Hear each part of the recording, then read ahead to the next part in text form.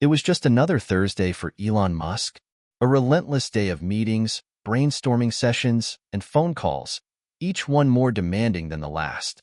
Tesla was pushing boundaries, SpaceX was on the cusp of another major launch, and there were always new ventures in the pipeline.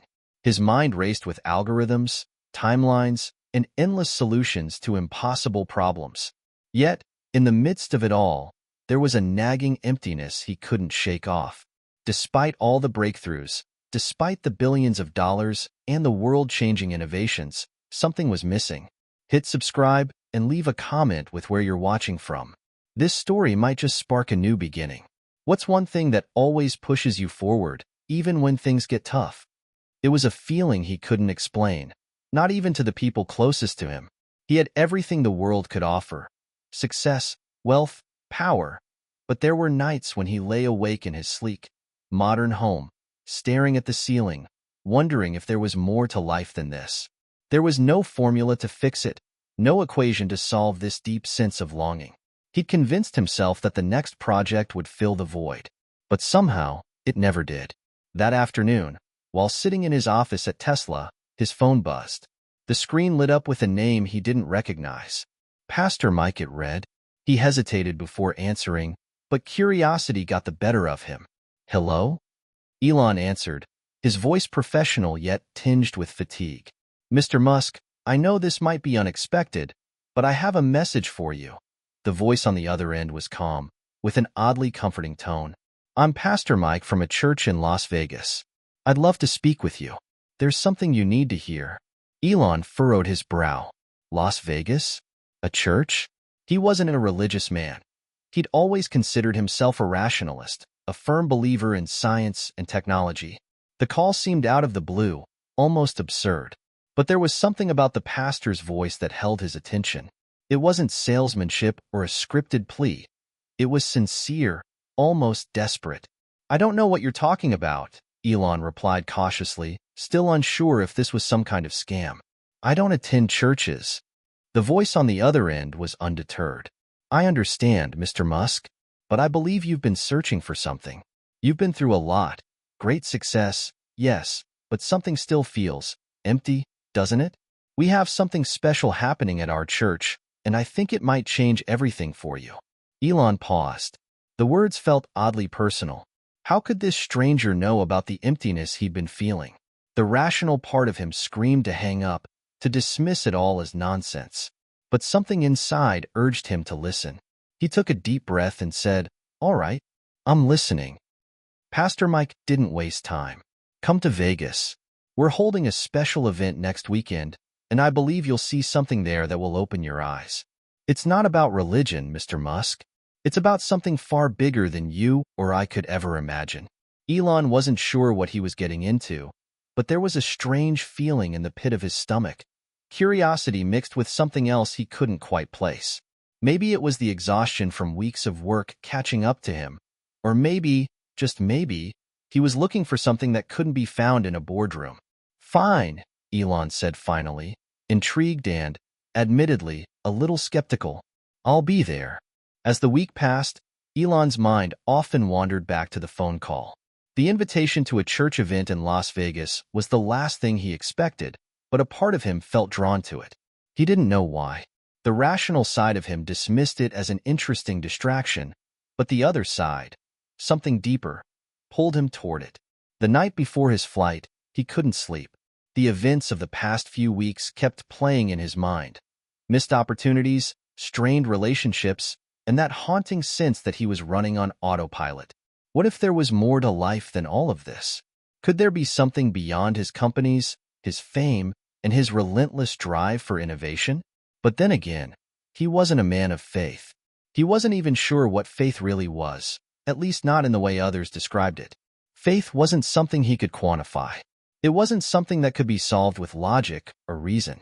Yet, as he lay in bed, staring at the ceiling, a flicker of uncertainty nagged at him. Was there something more? The next morning, Elon boarded his private jet, still unsure of what to expect. He didn't tell anyone about the invitation. It was absurd, right? But the pull was undeniable. Maybe he was searching for an answer he didn't even know he was asking. The flight to Las Vegas was uneventful. He arrived at his hotel, checked in, and made his way to the church, wondering if he was making a mistake. The church was located in an unexpected corner of the city, far from the glittering lights of the Strip. It wasn't much to look at from the outside. A simple building with a modest sign that read Grace Church. Inside, the atmosphere was unlike anything he had ever experienced. The room was warm, inviting, and filled with an eclectic group of people, young, old, different races and backgrounds. The energy in the air was palpable. Elon stood near the back, feeling slightly out of place in his sleek suit, surrounded by people in more casual attire, their faces filled with anticipation. At the front, Pastor Mike stepped onto the stage, his presence commanding yet gentle. There was an undeniable sincerity in his eyes, something that made Elon pause. As the pastor spoke, Elon listened, skeptical yet intrigued. Pastor Mike wasn't preaching in the traditional sense. There were no grand theological arguments, no condemnation. Instead, he spoke about hope, about transformation, about a power greater than ourselves that could heal, restore, and change lives. He spoke of miracles. Miracles. The word made Elon uneasy. In his world, miracles were things of fantasy, things that belonged in stories, not real life. But as Pastor Mike's voice resonated through the room, Elon couldn't help but feel something stir within him. And then it happened. A man in a wheelchair, someone Elon had noticed earlier, stood up. Slowly at first, with a sense of disbelief in his own movements. Then, with more confidence, he was walking. The room gasped. Murmurs spread like wildfire. People jumped to their feet, some crying, some cheering, others just staring in awe. Elon's heart raced as he watched. This wasn't possible. There was no scientific explanation for this. Yet, it was happening. The moment was surreal. For a few seconds, Elon was frozen in place. A skeptic by nature, he tried to rationalize it. An illusion, a stunt, something he could explain. But the man kept walking, and the crowd erupted into praise, thanking God for the miracle. Elon's mind swirled. Could this be real? Was it possible? For the first time in a long time, something in him began to shift. Something deep within him stirred, not just curiosity, but something else. A flicker of hope, a feeling that maybe, just maybe, there was more to life than the business deals, the tech innovations, the wealth, and the fame. Maybe there was something bigger. He felt an unfamiliar tug on his heart. The miracle in front of him seemed impossible.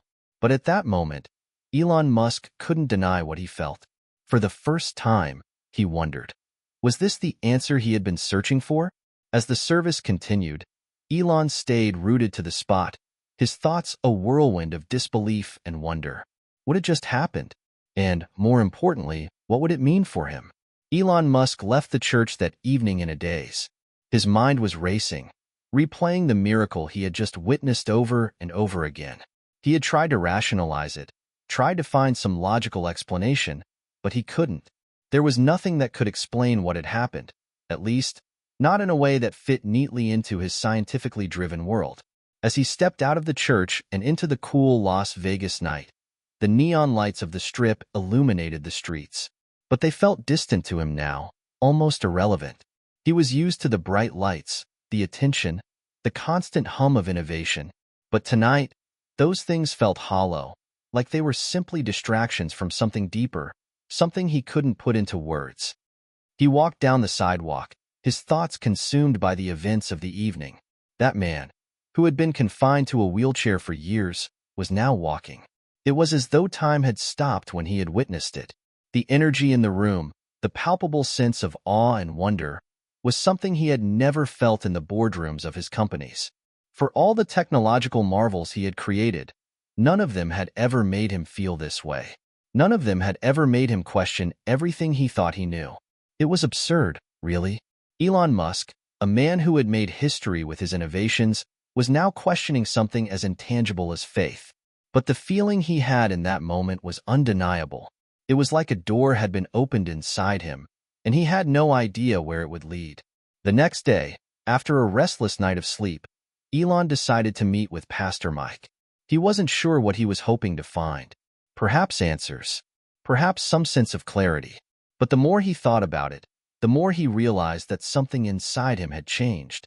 Maybe it was a fleeting feeling, something that would fade with time. Or maybe it was the beginning of something bigger. He arrived at the church early in the morning, before the usual crowd started to gather. The building was quiet, almost serene, in the daylight. Pastor Mike was waiting for him in the small office at the back of the church. His smile was warm, genuine, as if he had been expecting Elon all along. "Mr. Musk," Pastor Mike greeted him, shaking his hand firmly. "I'm glad you came." Elon nodded, still processing everything. "I don't even know why I'm here, honestly. I don't believe in miracles. At least, I didn't." He ran a hand through his hair, trying to find the right words. "What I saw last night, it was impossible. But I can't stop thinking about it. How do you explain that?" Pastor Mike motioned for Elon to sit. "I understand your skepticism, Mr. Musk. I truly do. It's not easy to accept something that doesn't fit into our understanding of the world. But that's the point, isn't it? Faith isn't about fitting things into our neat little boxes. It's about accepting that there's more to life than what we can explain." Elon frowned. "But there has to be an explanation. I mean, we live in a world of science, of facts, of reason. You can't just expect me to believe something without evidence." I don't even know what I'm supposed to believe in." Pastor Mike smiled gently. "I'm not asking you to believe blindly. But what if there's something beyond our comprehension? Something that doesn't need to be proven by facts? What if there's a truth that transcends science, something that can't be measured by a machine or an equation?" Elon leaned back in his chair, his mind racing. This was the last thing he had expected to hear. He had spent his entire life chasing answers through science, through logic.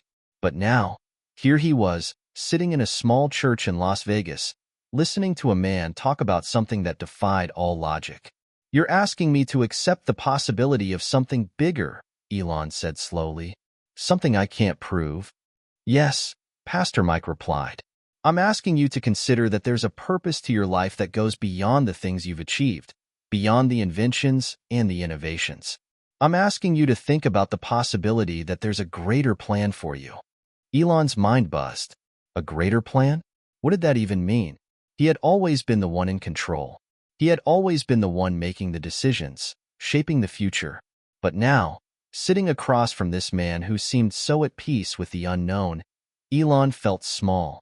He felt like he was standing on the edge of something much bigger than himself, something he didn't understand. "I don't know if I can do that," Elon said quietly. "I've spent my whole life making things happen, using logic and reason. It's not something I've ever been comfortable with." Pastor Mike leaned forward, his eyes steady and full of compassion. "I understand, but maybe that's the point. Faith isn't about having all the answers. It's about trusting that there's something bigger than you at play, something that doesn't require all the answers. Maybe it's about accepting that you don't have to have everything figured out." Elon sat in silence for a long moment, processing the words. For the first time in a long time, he felt a flicker of something he hadn't felt before: hope. It wasn't a hope tied to technology or progress or his next big project. It was a hope that something more was possible, that perhaps, just perhaps, there was something beyond the realm of reason that could give him the peace he had been searching for. As Elon left the church that afternoon, he felt a strange sense of calm. He didn't have all the answers.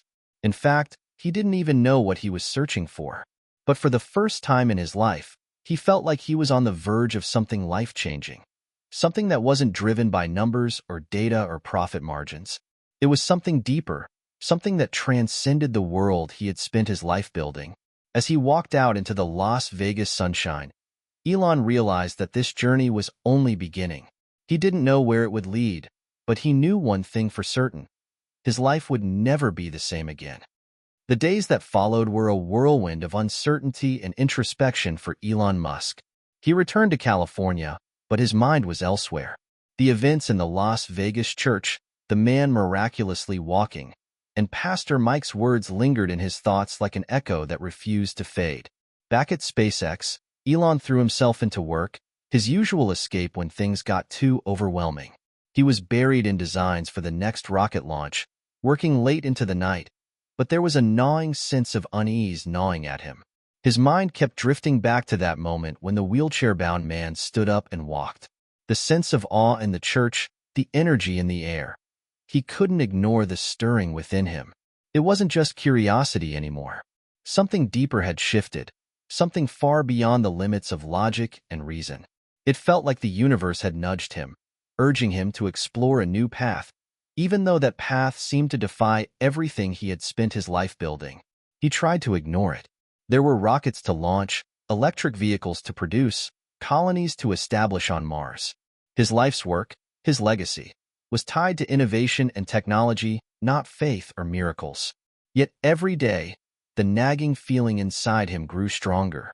In the middle of his unease, Elon received a follow-up call from Pastor Mike. The conversation was brief, but it was enough to stir something new in him. "Mr. Musk," the pastor said with his calm, steady voice, "I just wanted to check in. I know you've been processing everything we discussed, and I want you to know that the invitation to explore your faith is always there. But this isn't just about belief. It's about purpose. If you ever want to talk more, I'm here." Elon was silent for a moment before replying, "I've been thinking a lot about what you said. I'm not sure where this is leading, but I can't shake the feeling that there's something more." Pastor Mike's voice softened. "That's the beginning, Mr. Musk. The search for purpose starts with that feeling. I'll be here when you're ready. But remember, faith isn't about having all the answers. It's about taking that first step." Elon hung up, his mind spinning. Purpose. That was the key word. Purpose. He had spent his entire life searching for solutions, finding answers to problems, solving one challenge after another. But what if he had been looking in the wrong places? What if all the things he had built, all the dreams he had chased, were only part of the puzzle? The missing piece might be something beyond his reach, something that couldn't be measured by metrics or seen through the lens of technology. The next few days were quiet, but Elon couldn't shake the growing feeling that something needed to change. He went through the motions at work, but his mind was elsewhere. Every decision seemed tinged with doubt, as if there was something bigger pulling at him, something that demanded his attention. One evening, while walking through the halls of Tesla's headquarters, Elon found himself stopped in front of a large glass window overlooking the bustling factory floor. The hum of machinery, the precision of workers assembling vehicles, it was all part of his world. Yet, as he gazed at it, he realized that it no longer held the same grip on him. His mind wasn't on electric cars, rockets, or artificial intelligence. His mind was on a question that seemed to grow louder every day. What was his purpose? Elon had always considered himself a visionary, someone who could see the future, who could take the impossible and make it a reality. But now, that same sense of certainty was beginning to unravel. If his work had brought him to the top, then why did he still feel this deep, gnawing emptiness? The following weekend, in a moment of rare clarity, Elon found himself at a small, inconspicuous bookstore in Palo Alto. He had come across a book that had caught his attention, The Case for Christ by Lee Strobel. It was a story of a journalist's investigation into the claims of Christianity. It seemed like the kind of book that could give him the answers he was seeking, or at least provide him with some clarity on the path he was about to embark upon. He spent the next few days reading it cover to cover. The logical, investigative approach appealed to him. The idea that someone could search for the truth through reason and evidence was something he could understand. As he read about the life and resurrection of Jesus, a figure he had always viewed from a distance, something began to stir within him. Could there really be a historical truth to all of this? Could faith and reason coexist? But there was still so much he didn't understand. The more he read, the more questions emerged. And as the questions piled up, so did his sense of restlessness. Every time he tried to dive into his work, the feeling of emptiness returned. What was the point of all this? What was he truly searching for? Could this faith, this Jesus, be the answer? One late evening, after another long day at SpaceX, Elon found himself standing in front of his office window, looking out at the city below. It was as if the world he had built was suddenly very small, and his place in it felt even smaller. He thought about the people closest to him, his friends, his family, his team, and how none of them seemed to truly understand what he was going through. He had reached the pinnacle of success in his career, and yet it felt as though he was standing at the edge of a cliff, not sure whether to jump or turn back. That's when it hit him. There was something missing in his life that no amount of success, no amount of work could ever fill. He needed something more. Elon knew, deep down, that his journey wasn't about technology or business anymore. It was about purpose, something far beyond the realms of the material world. He didn't know if he was ready to take the leap, but he knew he couldn't ignore it any longer. His heart raced as he made a decision. He needed to go back to Las Vegas. He needed to go back to that church. And this time, he needed to open his heart, even if it meant stepping away from everything he had worked so hard for. As he booked his flight, a sense of peace began to settle over him, a feeling he hadn't had in a long time. For the first time in years, Elon Musk felt like he was on the right path, even though he didn't know where it would lead. But he was ready to find out. Elon Musk arrived back in Las Vegas on a quiet Friday afternoon. The usual glitz and glamour of the Strip was just a few miles away, but he had no interest in the flashy casinos or expensive restaurants this time. His focus was on something else entirely. His mind was set on the church, the place where he had felt that inexplicable stir deep within his soul. The man in the wheelchair, the miracles, the message of hope. It was all so strange, yet so compelling. This time, he wasn't just a curious observer. He had come to explore something bigger than himself, something that was pulling him, whether he understood it or not. Elon checked into his hotel and made his way to Grace Church, the familiar building now looking different to him in the daylight. He had been here before, but today felt different. It wasn't just about witnessing something miraculous. Today, he was here to confront the questions that had been consuming him. Pastor Mike was there waiting for him, standing outside the church with a warm smile. His presence was calming, and it put Elon at ease. "I'm glad you came back," Pastor Mike said as they shook hands. Elon nodded, though the weight of his thoughts was heavy. "I didn't know where to start, but I felt like I needed to be here." Pastor Mike gave a knowing look. "It's not about knowing everything, Mr. Musk. It's about being open to something you might not fully understand." Elon took a deep breath, and together they walked into the church. It was quieter today, with only a handful of people scattered throughout the pews. The air felt different, less like a traditional church and more like a sanctuary of peace. For a man who had spent so much of his life surrounded by cutting-edge technology and unyielding ambition, the simplicity of the church was jarring, but in a good way. There was something calming about it, something grounding. He hadn't felt peace like this in a long time. As they sat down, Pastor Mike looked at Elon with a thoughtful expression. "You know, Mr. Musk, I've been praying for you. Not just for you to come back, but for you to find the peace and purpose you're searching for. You're on a journey, and it's a big one, but you're not alone in it." Elon's chest tightened. It wasn't just the kindness in Pastor Mike's words, but the weight of his own unspoken thoughts. He had been searching for purpose for so long, trying to fill a void he couldn't even describe. The emptiness he had felt, no matter how many rockets he launched or how many innovations he achieved, never seemed to go away. "Purpose," Elon muttered under his breath. "I've been thinking a lot about that lately." Pastor Mike smiled gently. "Purpose isn't something you find by working harder or pushing yourself further. It's something that finds you when you're open to it. It's about surrender, Mr. Musk. It's about trusting in something greater than your own plans." The word struck Elon harder than he expected. Surrender? Trust? These were concepts he hadn't thought about in years. He was a man of control, of calculation, of cold reason. The idea of surrendering, of letting go, felt foreign to him. Yet, in that moment, there was a flicker of recognition, a tiny spark of understanding.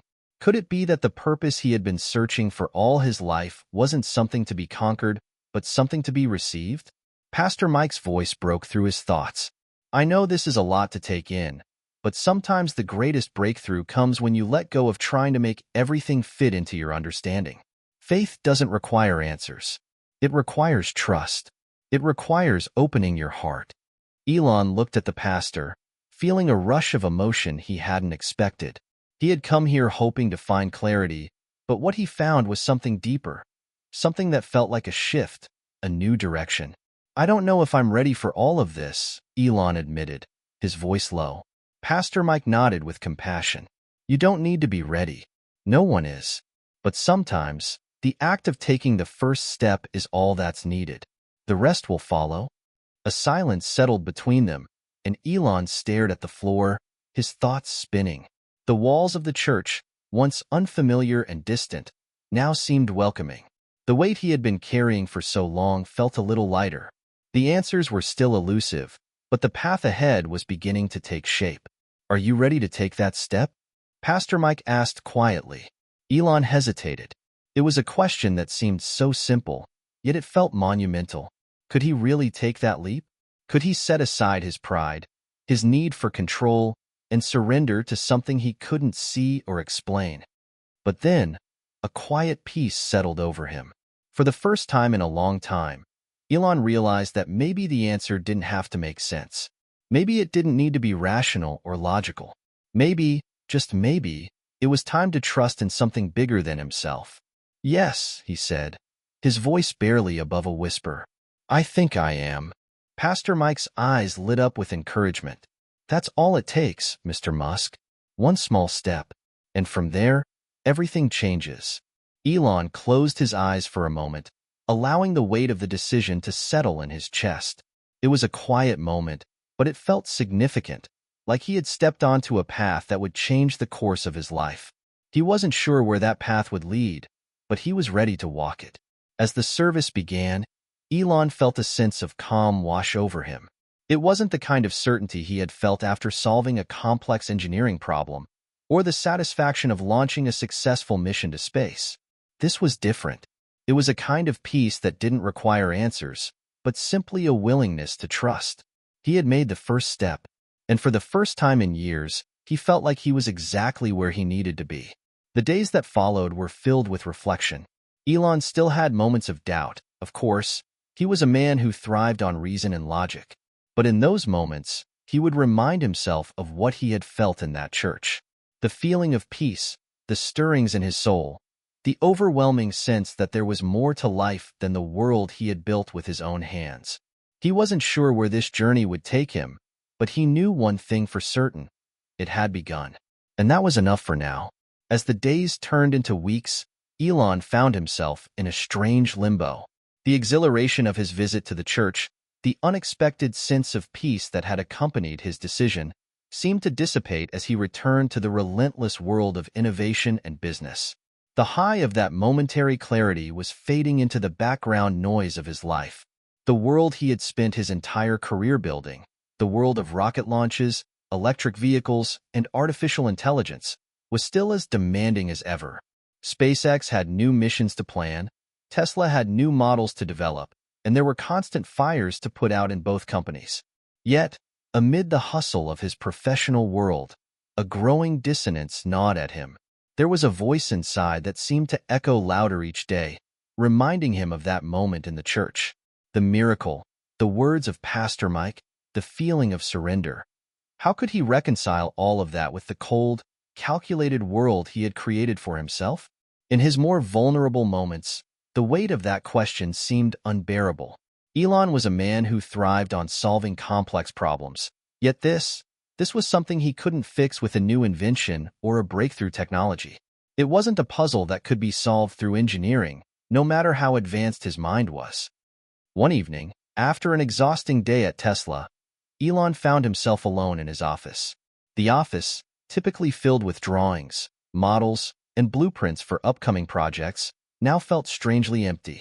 The quiet was deafening. He leaned back in his chair, running a hand through his hair, staring at the wall in front of him. He had made a choice that night in Las Vegas. He had taken a step towards something he had never thought he would. But now, weeks later, it felt as though that step was an illusion. The doubts were creeping back in, and they felt stronger than ever. Was he being foolish? Had he made a rash decision that would undo all the work he had spent his life perfecting? The voice in his head told him he needed to focus. The world needed solutions, more sustainable energy, more space exploration, more innovations that would change humanity's future. But as much as his mind told him that, his heart tugged him in another direction. The world he had built had brought him immense success, but it had also left him with an emptiness that nothing seemed to fill. Elon closed his eyes, feeling the weight of his thoughts pressing down on him. His phone buzzed, pulling him from his reverie. It was a message from Kimball, his brother, asking if they could catch up over dinner. A distraction, Elon thought. Maybe a conversation with Kimball would help him clear his mind. He quickly typed a response, agreeing to meet. The dinner with Kimball was calm, but the conversation felt disconnected. Kimball was the easygoing, supportive brother, and tonight was no exception. He asked how things were going at work, how Tesla and SpaceX were progressing, and whether there were any new developments in his personal life. Elon answered in his usual manner, focused on the future, the next big thing. But his mind wasn't really in the conversation. The doubts about his decision to explore faith still weighed on him. "You seem distracted tonight," Kimball remarked after a pause. "Everything okay?" Elon looked at his brother, trying to mask the unease he was feeling. "Yeah, everything's fine. Just been thinking a lot about things." Kimball raised an eyebrow. "Things? Like work stuff?" "No, not really. More like life stuff." Elon rubbed his forehead. "I don't even know how to explain it." "Life stuff? That's pretty vague, man," Kimball said with a grin. "Are you sure you're okay? You don't seem like yourself." Elon let out a sigh, feeling the weight of his thoughts finally breaking through the walls he had built around them.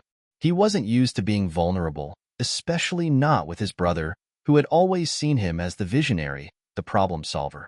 But tonight, the cracks in his usual facade were beginning to show. "I've been questioning a lot of things lately," Elon said, his voice lower now. "I went to this church in Las Vegas a while ago. Something happened there, something I can't explain, and I'm not sure what it means." Kimball stopped chewing, his fork suspended in mid-air. "A church? You?" Elon smiled faintly, but there was no humor in it. "Yeah, I know. Sounds ridiculous. But there was this moment. A guy who had been in a wheelchair for years got up and walked. I saw it with my own eyes. And the whole thing, it changed something inside me." Kimball set down his fork. "Wait, you're saying you saw a miracle?" Elon nodded, his eyes far away. "I don't know how to explain it, but it was real. And ever since then, I've been questioning everything. What's the point of all this? I've spent my whole life building things, solving problems, trying to change the world, but I don't know anymore. There's a part of me that feels like I'm missing something." Kimball studied his brother for a long moment. He could tell Elon was struggling with something deeper than just the usual challenges of his businesses. It wasn't just about work, it was about his very purpose. "Look," Kimball said carefully, "I don't know what you're feeling, but I do know you. You're a man who believes in changing the world. Maybe you've been so focused on building the future with technology that you forgot to consider the human side of it, the part that deals with meaning and purpose. Maybe you need to take a step back and ask yourself what really matters. What if that's the thing you've been missing?" Elon didn't respond immediately. Kimball's words hung in the air, almost like a challenge. Could it be that simple? Could his purpose in life really come down to something as intangible as meaning? The thought both comforted and terrified him. "Maybe you're right," Elon said quietly. "But how do I even begin to figure that out?" Kimball smiled gently. "You start by being honest with yourself, and then you take it one step at a time.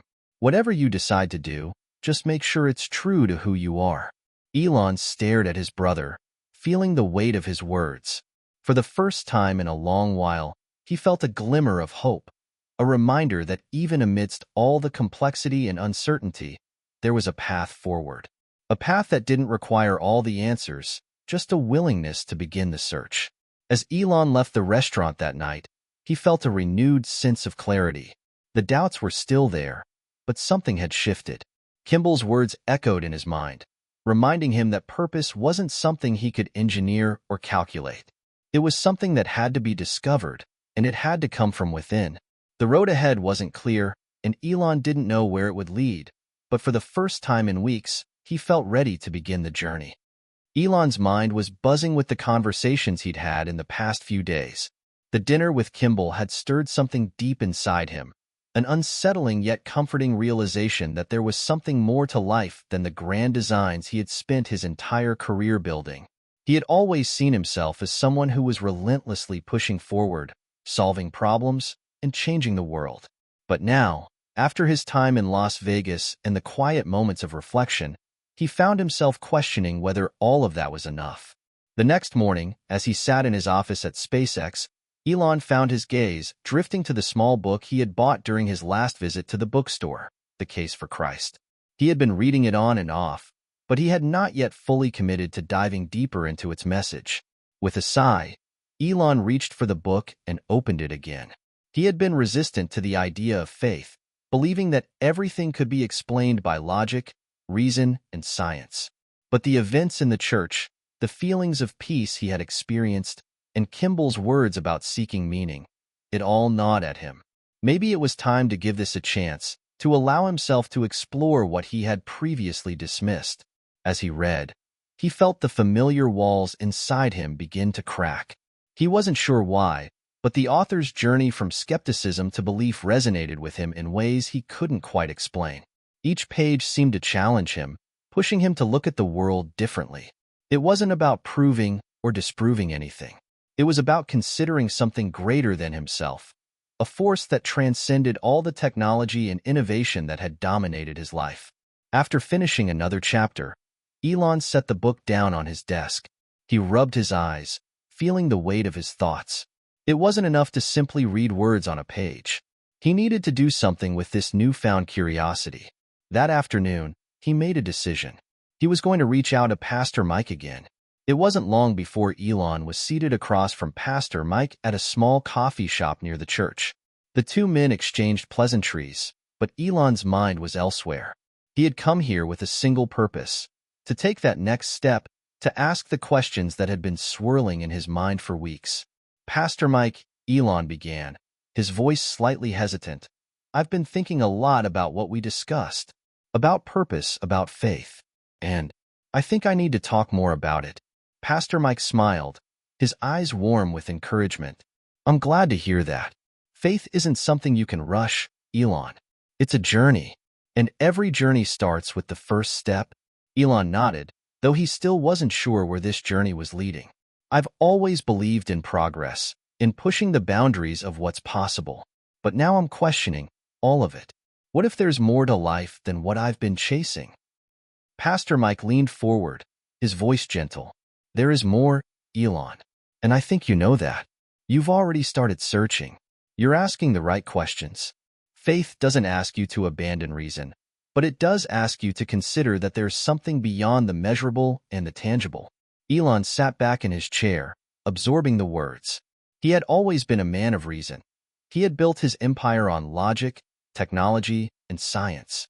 But now, for the first time, he was beginning to wonder if there was something beyond those realms. Was it possible to believe in something greater than the human mind could comprehend?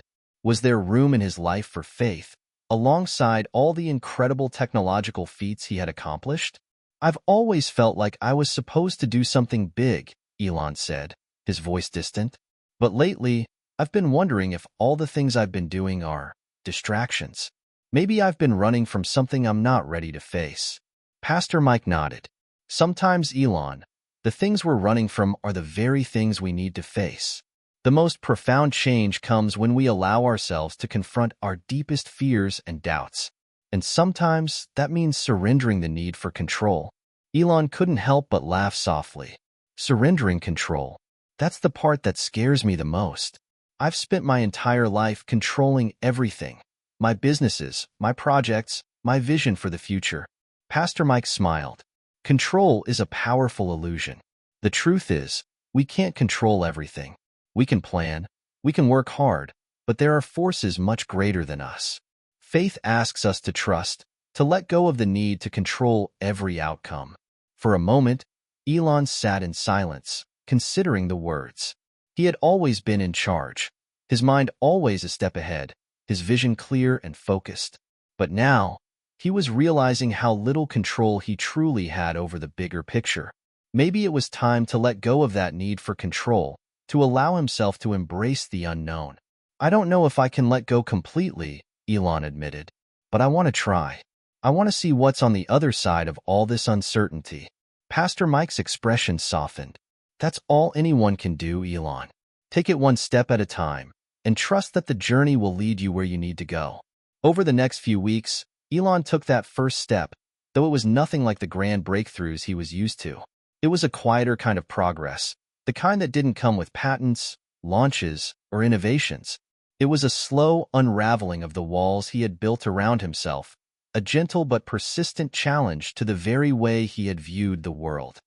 He continued reading more books on faith, delving into works that bridged the gap between science and spirituality.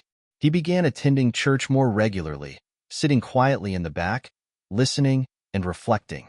The process was uncomfortable at times. He was still the same driven, ambitious man he had always been, but he was learning to embrace uncertainty, to allow himself to sit with the unknown. One Sunday, as he walked out of the church after the service, Elon felt something shift. It wasn't a dramatic moment, like the miracle he had witnessed in Las Vegas. It wasn't a sudden epiphany, but there was a quiet peace inside him, a sense that he was moving in the right direction. Maybe he didn't have all the answers. Maybe he never would. But for the first time in his life, he was willing to let go of the need to control everything. And that, in itself, felt like a victory. That evening, as Elon sat alone in his office, reviewing plans for the next SpaceX mission, he felt a deep sense of gratitude. The future was still uncertain, and the questions remained. But for once, he wasn't afraid of the unknown. He was ready to embrace it, step by step. The journey ahead was long, and there would be challenges, doubts, and moments of uncertainty. But Elon Musk was no longer running from the questions that had haunted him. He was facing them head-on, one step at a time. And that was the most important first step of all. The weeks following Elon's decision to explore faith were marked by subtle yet significant shifts in his life. It wasn't the kind of transformation that came with a sudden moment of clarity or a groundbreaking discovery. Instead, it was the slow, sometimes painful process of realigning his priorities, of grappling with the unknown, and most of all, learning to let go of his obsessive need for control. Elon continued his regular visits to Grace Church, sitting in the back pew, absorbing the sermons, and letting the words wash over him. Pastor Mike's gentle guidance had become a steady source of comfort and clarity, even as the path he was walking remained unclear. There were moments when he felt like a fraud, like a man of science playing at faith. How could someone like him, someone who had always been driven by logic, believe in something intangible, something so far beyond the physical world? Yet, in the midst of those doubts, there was an undeniable pull towards something deeper. Elon wasn't entirely sure what it was, but he knew he couldn't turn away. Not now. Not after everything he had experienced.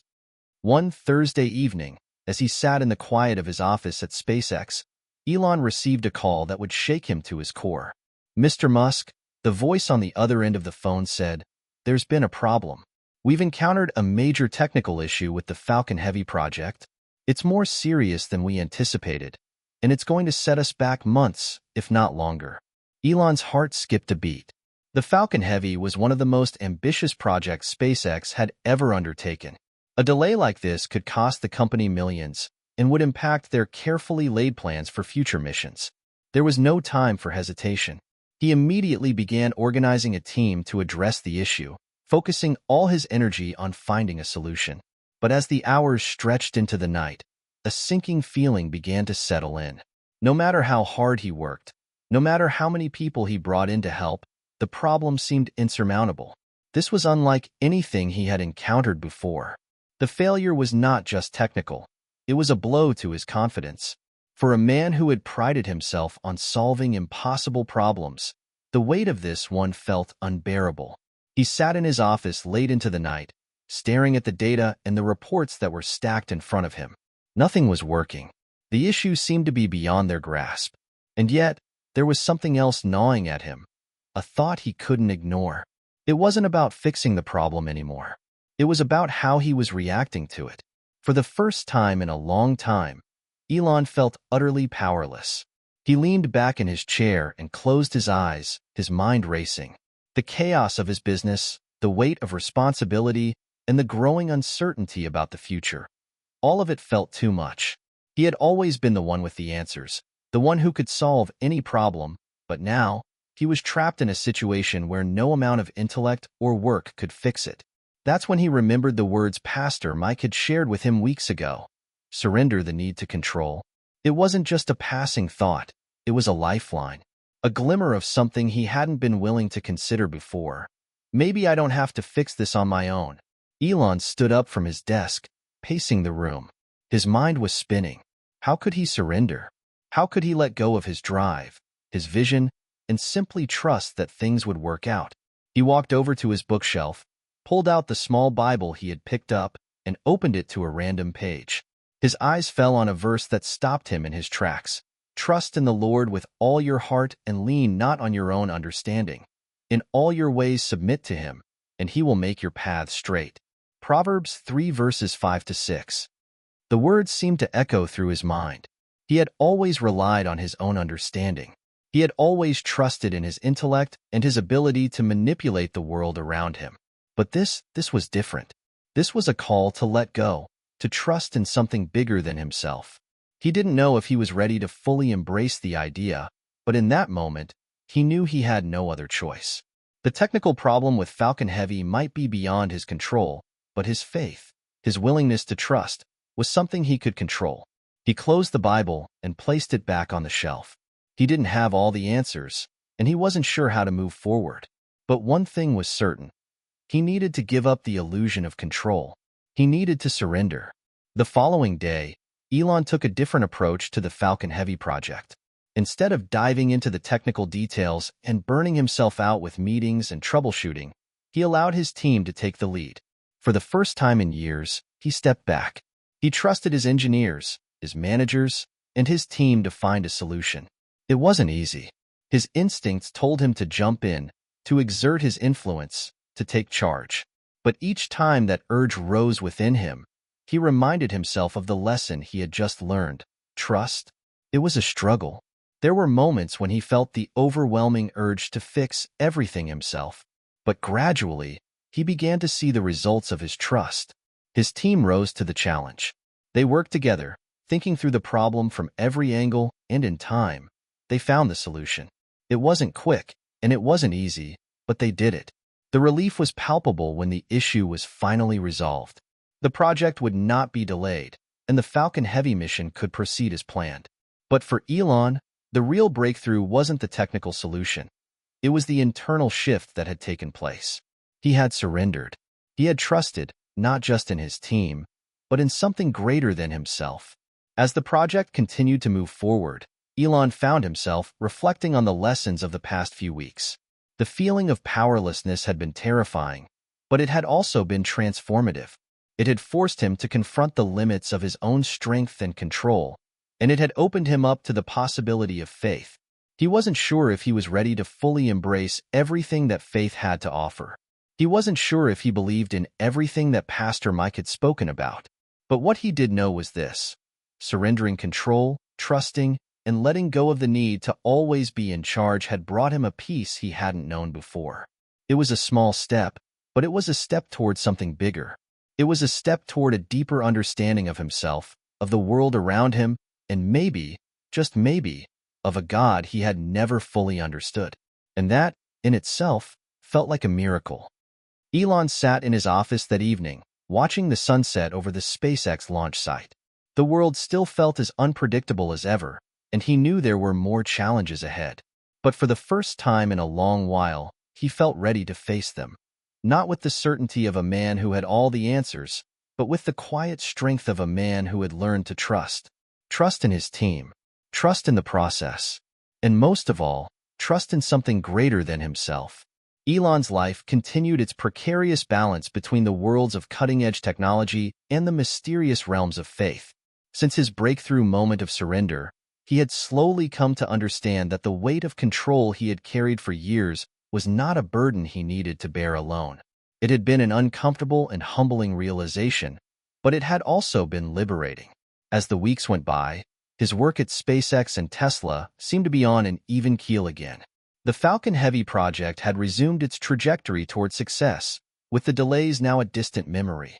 Elon's team had solved the issue through a combination of their own ingenuity and, in part, his newfound approach of letting go and trusting in them. His confidence had returned, but it wasn't the same arrogance that had once driven him to micromanage every detail. This time, it was a more tempered, grounded confidence, born from the knowledge that he was not the only one responsible for success. Yet, even with his projects on track, Elon found himself increasingly drawn to something intangible. The pull of faith was growing stronger. His weekly visits to Grace Church had become more than a curiosity. They had become a necessity. The sermons, the quiet moments of reflection, the sense of community.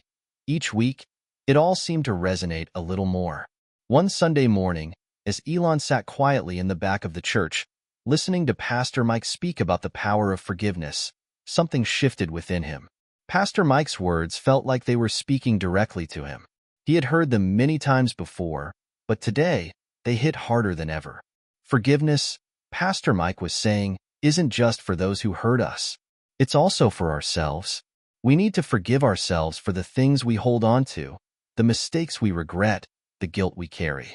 Only then can we truly experience peace. Elon's thoughts wandered as he reflected on his past, his childhood, his early days in Silicon Valley, the countless people he had worked with and sometimes alienated, the mistakes he had made. He had always been hard on himself. The relentless pursuit of perfection in his work had often meant he sacrificed relationships, personal happiness, and even his own well-being. Was there something he needed to forgive himself for? Was he holding on to guilt or resentment that was keeping him from moving forward? He didn't have the answers, but the question lingered in his mind. After the service, Elon decided to speak with Pastor Mike again. It had become a habit now. Those quiet moments after the sermon where he could talk about his doubts, his struggles, and his growing understanding of faith. Pastor Mike, Elon began. I've been thinking a lot about forgiveness. You spoke today about forgiving ourselves. I'm not sure I understand what that means. I've always pushed myself to be better, to do more, but sometimes I wonder if I'm just running from things I can't fix. Pastor Mike looked at him thoughtfully. Elon, sometimes we are our own harshest critics. We think that by never allowing ourselves to be vulnerable, by never forgiving ourselves for our mistakes, we can somehow avoid making them again. But in reality, it's the opposite. When we can forgive ourselves, we free ourselves from the burden of perfection. We allow ourselves to be human. Elon sat back, considering the words. The idea of forgiveness had always seemed simple to him, something that applied to others. But forgiving himself, that was a different story. He had always expected more of himself, always pushing for greater achievements. And yet, when he looked at his past, he saw moments of failure, mistakes that haunted him, relationships that had fallen apart. I don't know if I can forgive myself for all the times I've failed, Elon said, his voice tinged with frustration. It feels like I've let people down, my family, my friends, my team. How can I forgive myself when I've made so many mistakes? Pastor Mike leaned forward, his voice soft. Forgiveness isn't about forgetting what happened or pretending the mistakes didn't exist. It's about acknowledging them, learning from them, and letting go of the guilt that holds you back. You're not perfect, Elon. None of us are. But that's okay. The key is to recognize that even in your imperfection, God still loves you, and that love is enough to heal even the deepest wounds. Elon's mind was racing. Love. It was a word he had heard many times before, but for some reason, hearing it now felt different. It wasn't the love he had pursued in his relationships or the love he had for his work. It was a love that transcended all of that. A love that was unconditional. A love that didn't depend on his achievements or his success. Do you think I can actually let go of all this? Elon asked quietly. All the guilt, all the pressure I put on myself? Pastor Mike smiled gently. I think that's exactly what you need to do. Not just for the people you've hurt, but for yourself. When you forgive yourself, you give yourself permission to live in peace, to move forward without the weight of the past holding you back. That afternoon, as Elon walked out of the church, he felt a strange sense of lightness. The conversation with Pastor Mike had opened a door he hadn't known was there. For years, he had carried his past failures like a heavy backpack, believing that if he just kept pushing forward, he could outrun them. But now, there was a possibility of letting go, of freeing himself from the burden of guilt and regret. Over the next few days, he found himself reflecting more and more on the idea of forgiveness. It wasn't an easy process. There were times when his mind would return to the mistakes he had made, the people he had hurt, and the ways in which he had let his ambition overshadow other aspects of his life. But each time, he reminded himself of what he had learned. Forgiveness wasn't about erasing the past. It was about giving himself the grace to move forward. One evening, after a long day at Tesla, Elon found himself in his office, staring out the window at the city below. The world he had built, his companies, his innovations, his legacy, seemed so distant now. He had always measured his success by the tangible outcomes of his work. But now, for the first time, he began to measure it differently. Success wasn't just about launching rockets or creating electric cars. It was about finding peace within himself, letting go of the mistakes that had haunted him for so long, and allowing himself to be human. As he sat there, the thought came to him. What if the greatest breakthrough of all wasn't something he could build in a lab or design in a conference room? What if the greatest breakthrough was finding peace in his own heart? That night, as Elon lay in bed, he prayed for the first time in years.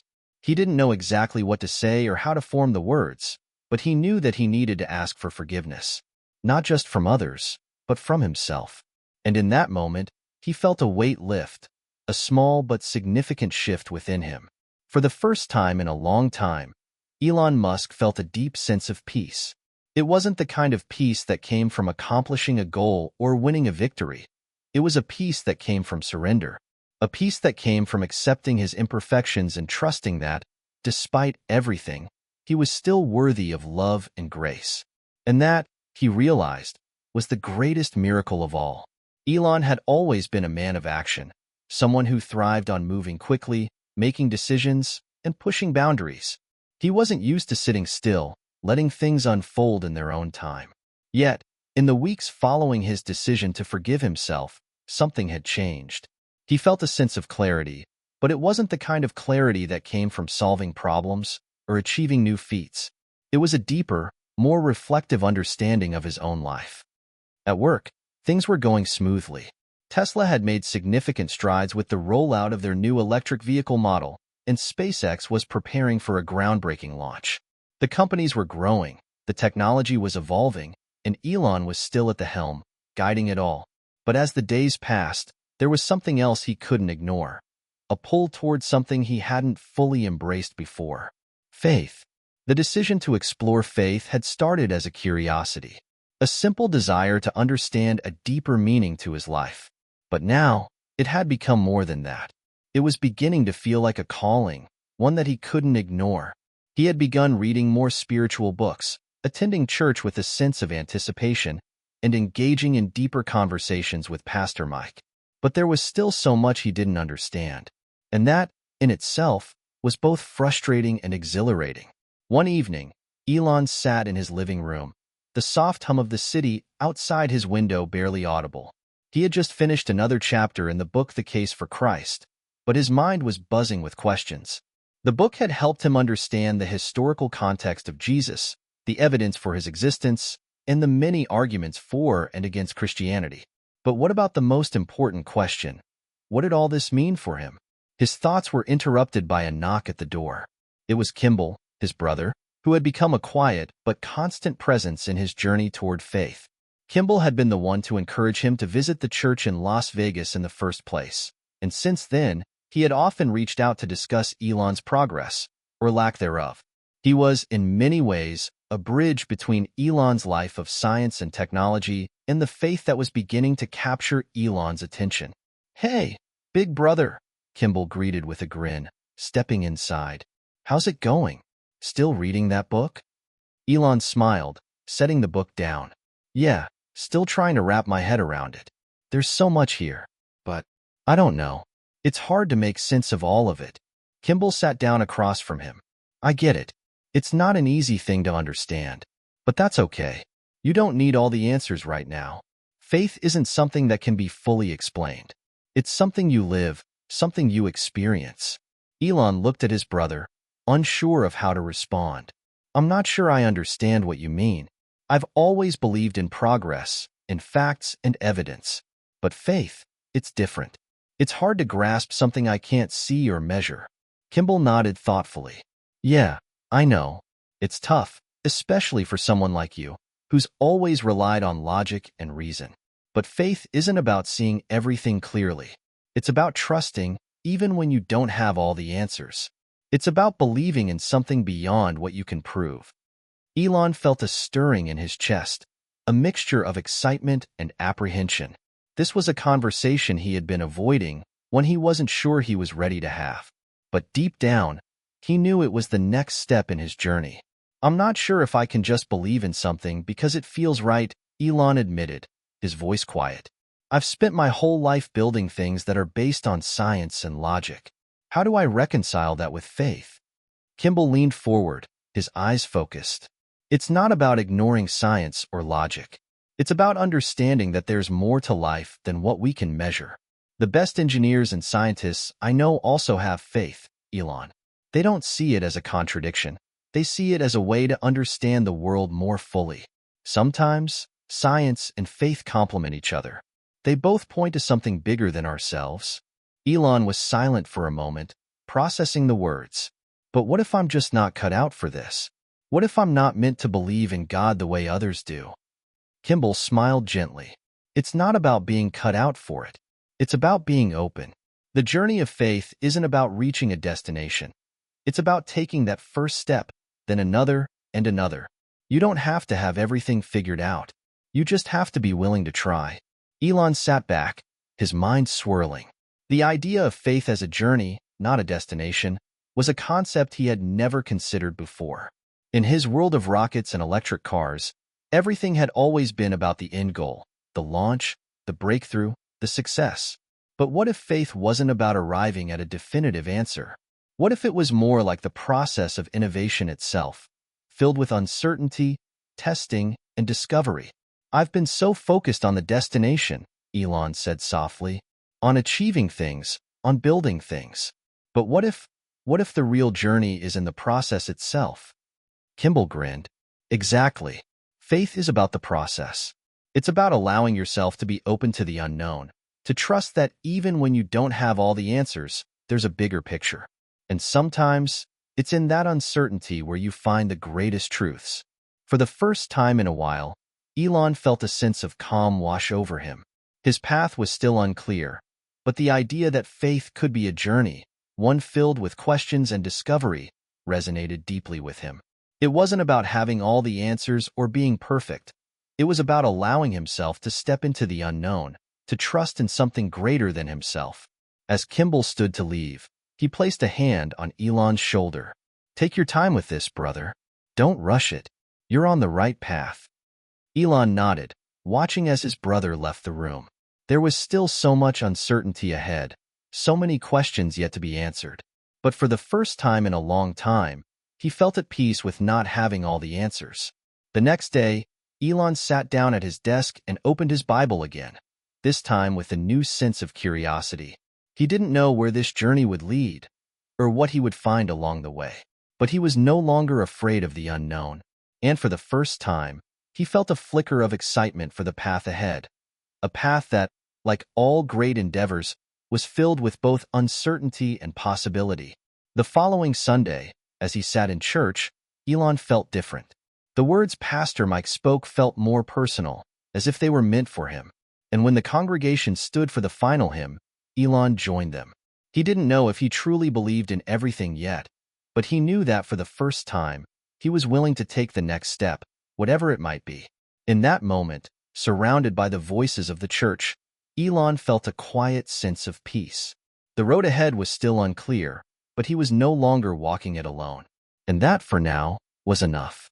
It had been months since Elon's moment of surrender, and while his life continued to move forward with the same rapid pace, there was an undeniable shift inside him.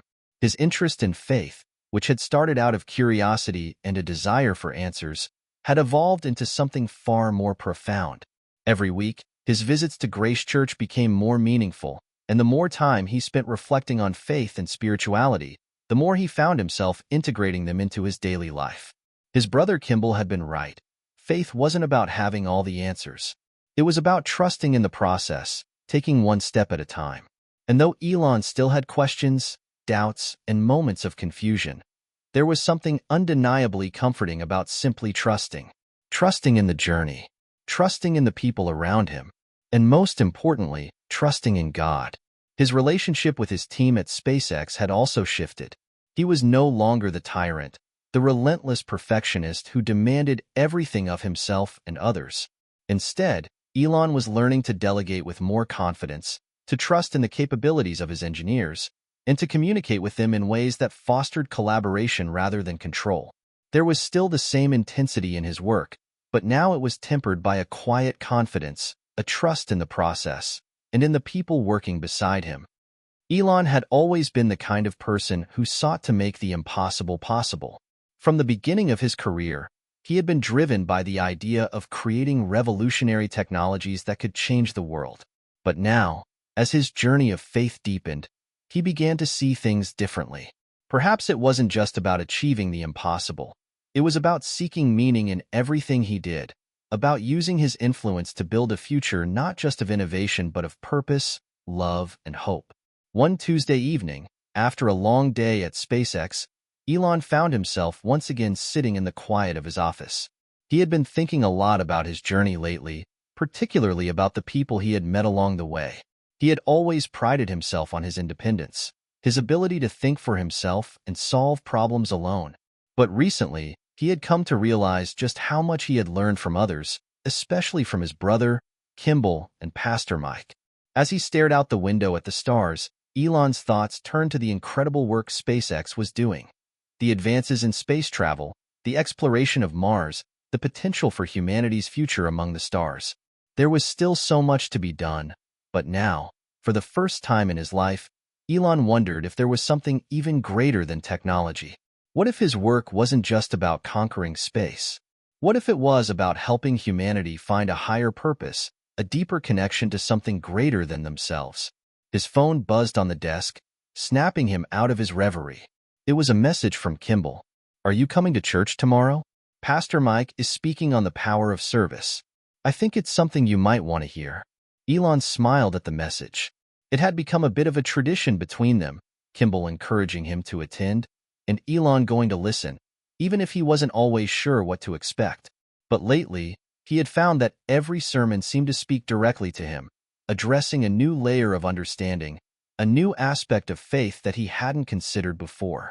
The next morning, Elon found himself sitting in his usual spot in the back of the church. As Pastor Mike began his sermon, Elon felt an unexpected sense of anticipation. The topic was about serving others, not just in grand, visible ways, but in the small, everyday acts of kindness that often go unnoticed. It was a message that resonated deeply with him. As someone who had built an empire based on his vision and ambition, he had always been focused on the big picture. But Pastor Mike was urging the congregation to look at the small moments, the conversations, the quiet gestures, the moments of service that often went unseen. True greatness, Pastor Mike said, is not measured by what we build or create, but by how we serve others.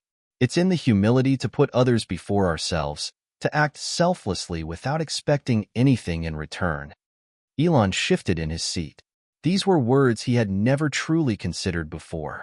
For years, his focus had been on building, achieving, and pushing boundaries. He had always seen himself as a pioneer, someone who could shape the future. But serving others? That was a concept he hadn't fully embraced. He had never thought of himself as someone who needed to serve only to lead. But now, as he listened to Pastor Mike's words, he felt a shift within himself. Could it be that the true purpose of his life wasn't just to create things, but to use those creations to serve others? What if the next phase of his journey wasn't about building more rockets or electric cars, but about using his success to make a real difference in the lives of others? After the service, Elon approached Pastor Mike, as he had so many times before. But this time, there was something different in his eyes. A quiet urgency, a new understanding. "Pastor Mike," Elon said, "I've been thinking a lot about what you said today, about service. I've spent my life trying to change the world, to make it a better place, but I've never really considered what it means to serve others in the way you described." Pastor Mike smiled warmly. "It's a big realization, isn't it? It's easy to get caught up in the pursuit of success, to think that changing the world is all about achieving great things. But true service, real greatness, comes from how we treat others, how we use our success to lift them up. Elon nodded slowly, absorbing the message. For so long, his ambition had been centered around his own vision, his drive to innovate, to achieve, to create a legacy. But now, he realized there was something even more powerful: the ability to use his resources, his knowledge, his influence, to help others. He didn't need to be the one in the spotlight. He could use his position to serve, to elevate others in ways he had never considered. "I think I've been focused on the wrong things," Elon admitted, his voice soft. "I've been obsessed with making the impossible possible. But what if the true goal is to make the world better for those who need it the most?" Pastor Mike placed a hand on Elon's shoulder. "That's the heart of it, Elon. It's not about being the smartest or the most successful. It's about using whatever gifts you have to make a difference in the lives of others. And you've been given a lot. You have a platform, resources, and influence. But it's up to you how you use them." Elon stood in silence for a moment, feeling the weight of Pastor Mike's words. For the first time in his life, he saw his success through a new lens. It wasn't just about what he could achieve, it was about what he could give. And with that realization came a deep sense of purpose, a feeling that the road ahead had a new direction. As he left the church that day, Elon felt a newfound clarity. He didn't have to choose between his passion for innovation and his desire to serve. He could do both. It was possible to build the future while making it a better place for everyone, not just for those at the top. And as he walked to his car, a thought echoed in his mind. Perhaps this is the true miracle after all, the realization that the power to change the world doesn't just come from building great things. It comes from serving others with the gifts we've been given. The weeks following Pastor Mike's sermon were transformative for Elon. His internal journey of faith and self-reflection had reached a pivotal point, and the realization he had during that service, about the power of service and using his success for the benefit of others, began to shape his worldview in ways he hadn't anticipated. Elon had always been someone driven by the desire to solve problems and push the boundaries of what was possible. Whether it was creating electric cars to combat climate change or sending humans to Mars, he had sought to leave a lasting legacy. But now, with his growing understanding of service, he started questioning how his work could impact others beyond just innovation. What if his success could be used to create opportunities for people in need, to support communities that lacked the resources to reach their full potential? The question lingered in his mind as he arrived at SpaceX headquarters one Tuesday afternoon. He had a team meeting scheduled, and the usual buzz of excitement filled the air as employees gathered in the large conference room. But today, Elon was more focused than usual, determined to begin charting a new path, not only for SpaceX, but for himself. As the team settled into their seats, Elon stood before them, ready to address his employees. He had led this company through multiple phases of success, but today, his words would be different. It wasn't about the next technological breakthrough or the next big product. It was about something deeper. "Elon, you okay?" Kimball whispered, standing beside him, sensing the change in his demeanor. Kimball had been a constant support, and now more than ever, Elon appreciated his steady presence. "I've been thinking a lot," Elon began, taking a deep breath. "I've spent most of my career focused on reaching the stars, literally, with SpaceX, and trying to change the world with Tesla.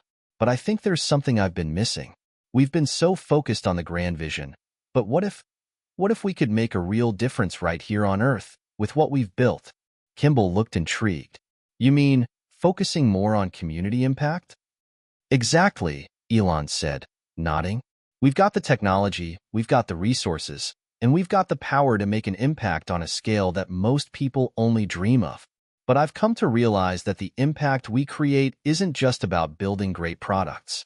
It's about giving back to the world and serving those who need it the most." There was a quiet shift in the room as his words began to settle in. The team had always known Elon as the visionary, the risk-taker, the one who pushed everyone to think bigger and act faster.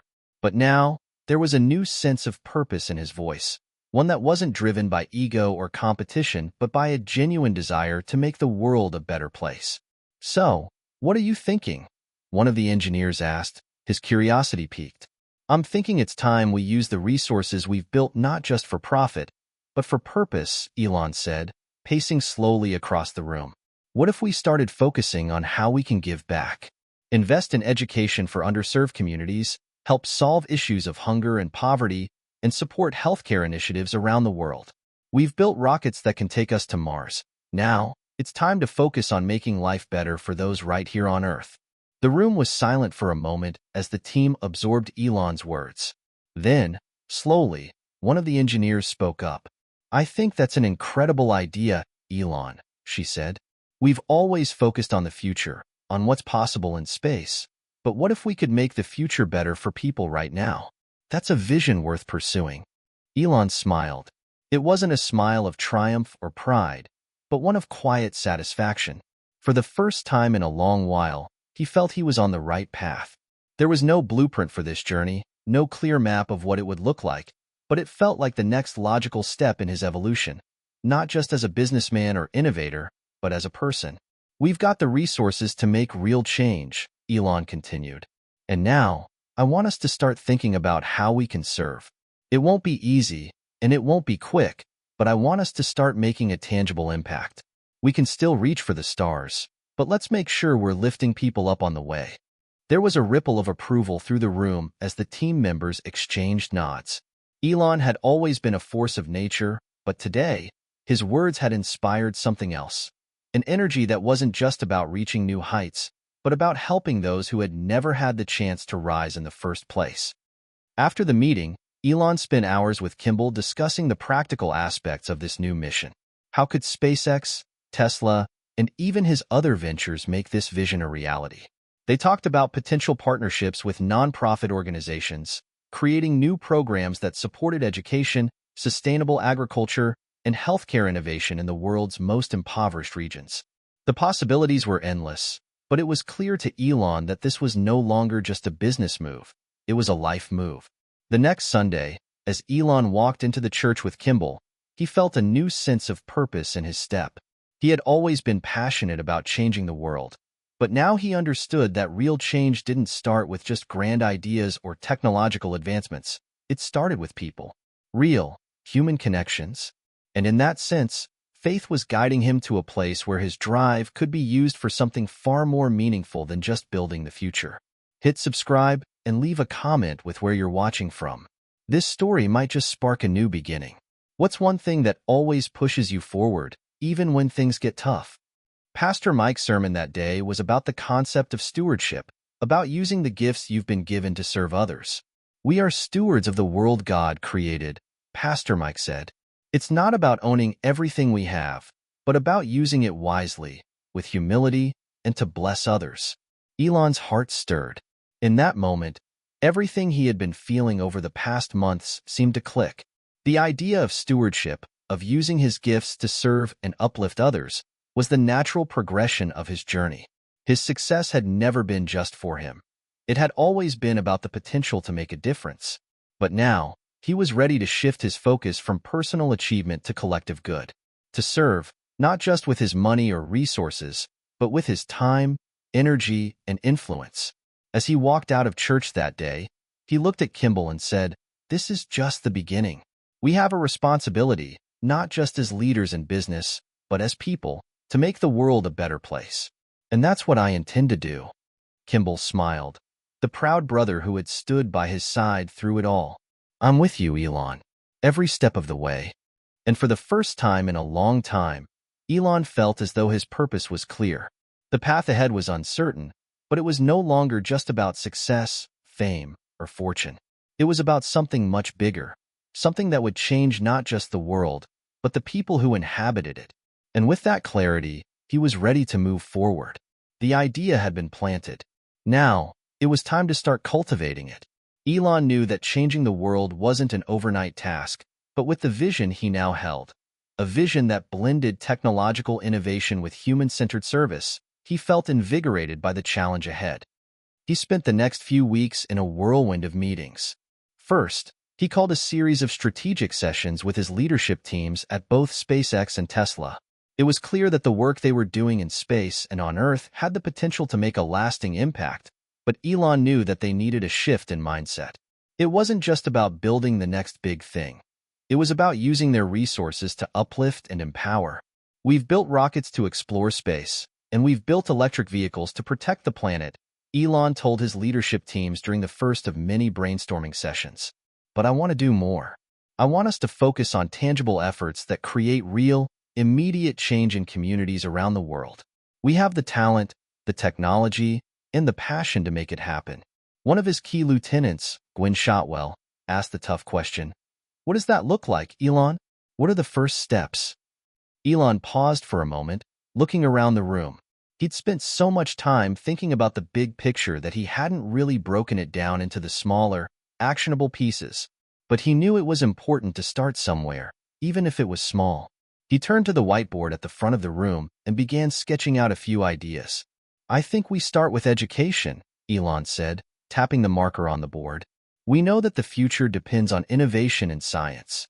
But too many kids in underserved communities don't even have access to quality education in these fields.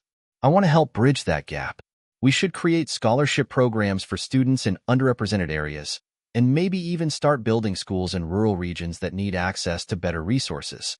Let's invest in the future." Gwynne nodded. "So, we focus on making sure the next generation has the tools to succeed?" "Exactly," Elon affirmed. "We can also expand on the work Tesla has done with renewable energy by focusing on sustainable infrastructure for underserved areas. Imagine a rural community with access to solar energy, clean water, and efficient transportation. That could change everything for them." Another member of the team, a lead engineer at SpaceX, raised her hand. "What about healthcare? I know SpaceX focuses on space exploration, but we have some of the most advanced technologies in the world. Could we use those to help improve healthcare in remote places?" Elon's eyes lit up. "Absolutely. We're doing some incredible work in terms of robotics, artificial intelligence, and even medical technology through our ventures with Neuralink. We could start exploring ways to use those technologies in healthcare, particularly in places where resources are limited." The group quickly began to develop a vision that blended all these elements: education, healthcare, sustainable energy, and innovation into one cohesive plan. Elon could see it all coming together in a way that felt right, that felt in alignment with the heart of what he wanted to achieve. But there was still much work to do, and this was just the beginning. He also reached out to other thought leaders in the space of social impact. Over the following months, Elon formed partnerships with several nonprofit organizations focused on global issues like hunger, water scarcity, and access to education. His vision for a better future was rapidly taking shape, but he knew that execution would be the real challenge. As Elon moved forward, the first official step in his new direction was the announcement of the Elon Musk Foundation, a philanthropic effort to support the causes he was passionate about. The foundation would focus on education, healthcare, renewable energy, and other areas where he could leverage his company's technologies for social good. On the day of the announcement, Elon stood at the podium at a press conference held in the heart of SpaceX headquarters. Reporters and media outlets gathered, eager to hear about the latest venture from the world's most ambitious entrepreneur. The room buzzed with questions about his next move, new rocket launches, new electric vehicle innovations, and of course, the future of space. But today was different. "Thank you for coming," Elon began, his voice steady but filled with a deeper sense of purpose than anyone had seen in him before. "Today, I'm here to announce something that is perhaps more important than anything I've ever done in the world of technology and innovation. Today, I'm announcing the creation of the Elon Musk Foundation. This foundation will focus on giving back, using our resources and technologies to create meaningful change in the world." He paused, letting the weight of his words settle in. "For too long, we've been focused on solving the big problems that affect the future of humanity: space travel, renewable energy, artificial intelligence. And while these are still incredibly important, I've realized that the most urgent challenges we face are the ones we encounter right here on Earth: access to education, healthcare, and sustainable living." Elon's voice grew even more passionate as he continued. "We have the ability to make a difference, and I believe that through the Elon Musk Foundation, we can make that difference a reality. This isn't just about giving money, it's about creating solutions. We're not just going to donate, we're going to innovate. We're going to apply the same problem-solving mentality that we've used in building rockets and electric cars to tackle issues like hunger, poverty, and disease. He looked out over the crowd, sensing the shift in energy. This wasn't just another tech announcement. This was something deeply personal, a shift in his perspective, a new chapter of his journey. There's so much more to be done, Elon continued. And with your support, we can start taking real steps toward a better future for everyone. The announcement was met with mixed reactions. Some reporters were skeptical. After all, this was Elon Musk, the eccentric billionaire known for his bold statements and often controversial behavior. But there were others who saw the potential in what he was proposing. It was clear that this was not just another publicity stunt, but a genuine attempt to use his platform for good. In the weeks that followed, the foundation started making headlines. The first projects rolled out, starting with initiatives to provide scholarships to underprivileged students pursuing careers in science and technology.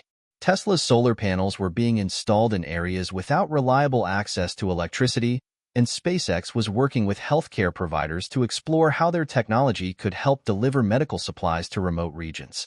The ripple effect was starting to be felt, though Elon knew this was just the beginning. He also made it a point to visit some of the communities the foundation was helping. One of the first stops was a rural town in Africa, where he and his team installed solar panels and worked with local leaders to build sustainable water systems.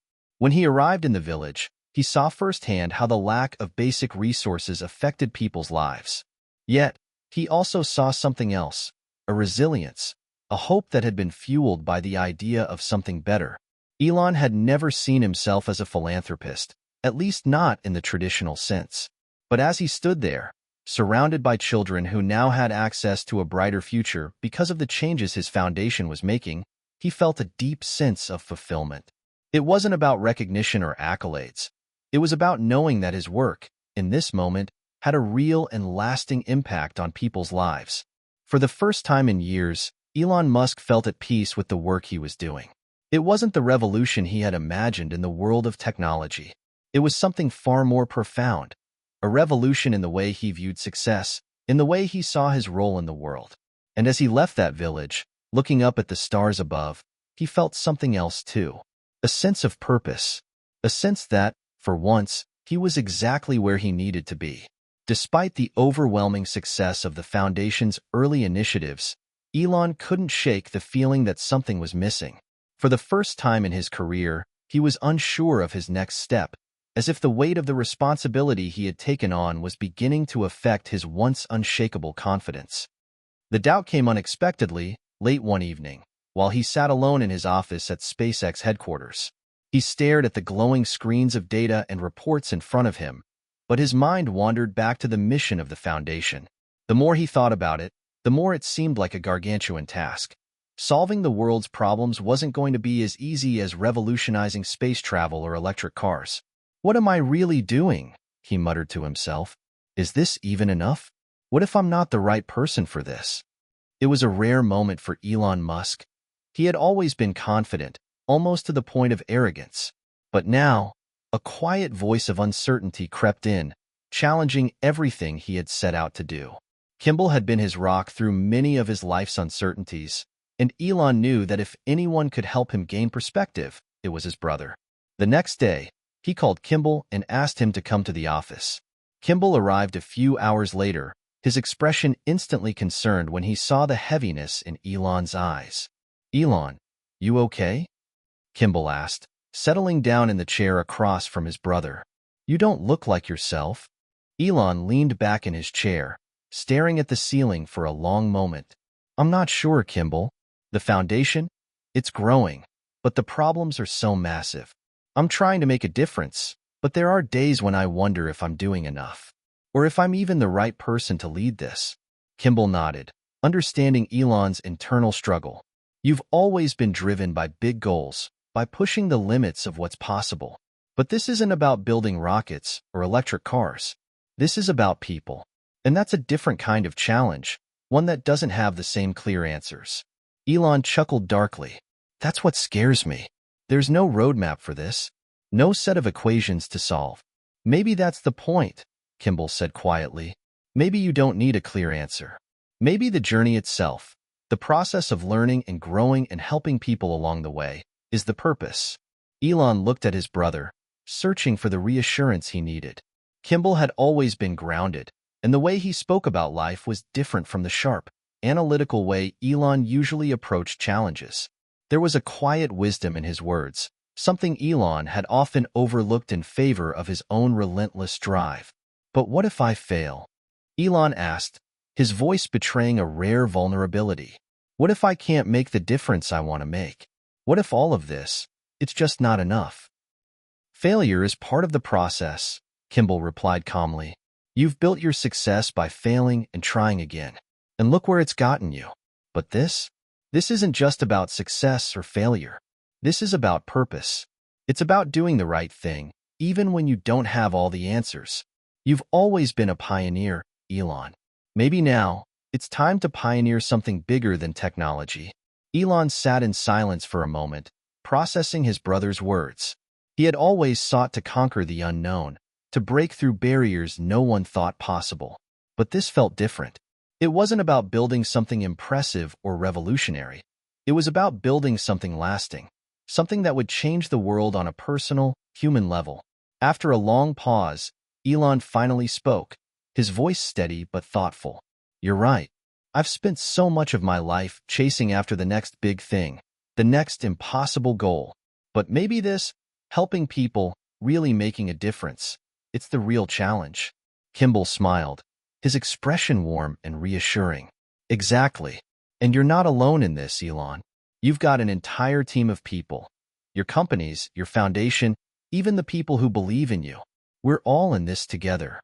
Elon looked at his brother, a sense of clarity starting to replace the doubt. He didn't need to have all the answers, he realized. What mattered was the work, the dedication, the effort to make the world better, one step at a time. And if he stumbled along the way, it wouldn't be a failure. It would be part of the journey. That night, Elon sat at his desk, more at peace with himself than he had been in a long time. He opened a new document on his computer and began writing. This time, it wasn't a strategic plan or a technical blueprint. It was a letter to the people he had met along the way, the individuals and communities his foundation had already begun to help. "I know we have a long road ahead of us," he typed, his fingers steady on the keyboard. "But I believe in the power of hope, in the strength of the human spirit. Together, we can do something extraordinary, not just for the future, but for today, for everyone." He paused and read the words over. There was something different about this letter, something more personal. It wasn't about his empire or his ambitions. It was about the people whose lives could be transformed by the work they were all doing together. With a sense of finality, he hit send. The next morning, Elon felt a renewed sense of purpose. The doubts hadn't disappeared, but they no longer held the same weight. There were still challenges ahead. So many, in fact, but now he understood that it wasn't about perfection. It was about progress. As he walked into the SpaceX building later that day, ready to meet with his team again, he was greeted with a different energy. There was a collective sense of excitement and anticipation in the air, as if everyone knew they were on the cusp of something transformative, not just in technology, but in life. Elon stood before them, a soft but determined smile on his face. "I've been doing a lot of thinking," he began, his voice calm but resolute. "And I've realized something important. We're here to build the future. But the future is not just about the things we make. It's about the people whose lives we change. And that's what we're going to do. We're going to change lives." The room fell silent for a moment, then erupted into applause. It wasn't just a moment of celebration. It was the beginning of a new chapter, one that would be defined not by the technologies they created, but by the people they helped. And in that moment, Elon Musk knew that, despite the doubts, he was on the right path. He had found his purpose. The following months were a whirlwind for Elon and his team. The Elon Musk Foundation began to grow, evolving from a simple idea into a global movement, and Elon quickly realized that this wasn't just about making the world a better place. It was about truly connecting with people on a deeper level. The more he poured himself into the work, the more it felt like he was on the cusp of something truly transformative.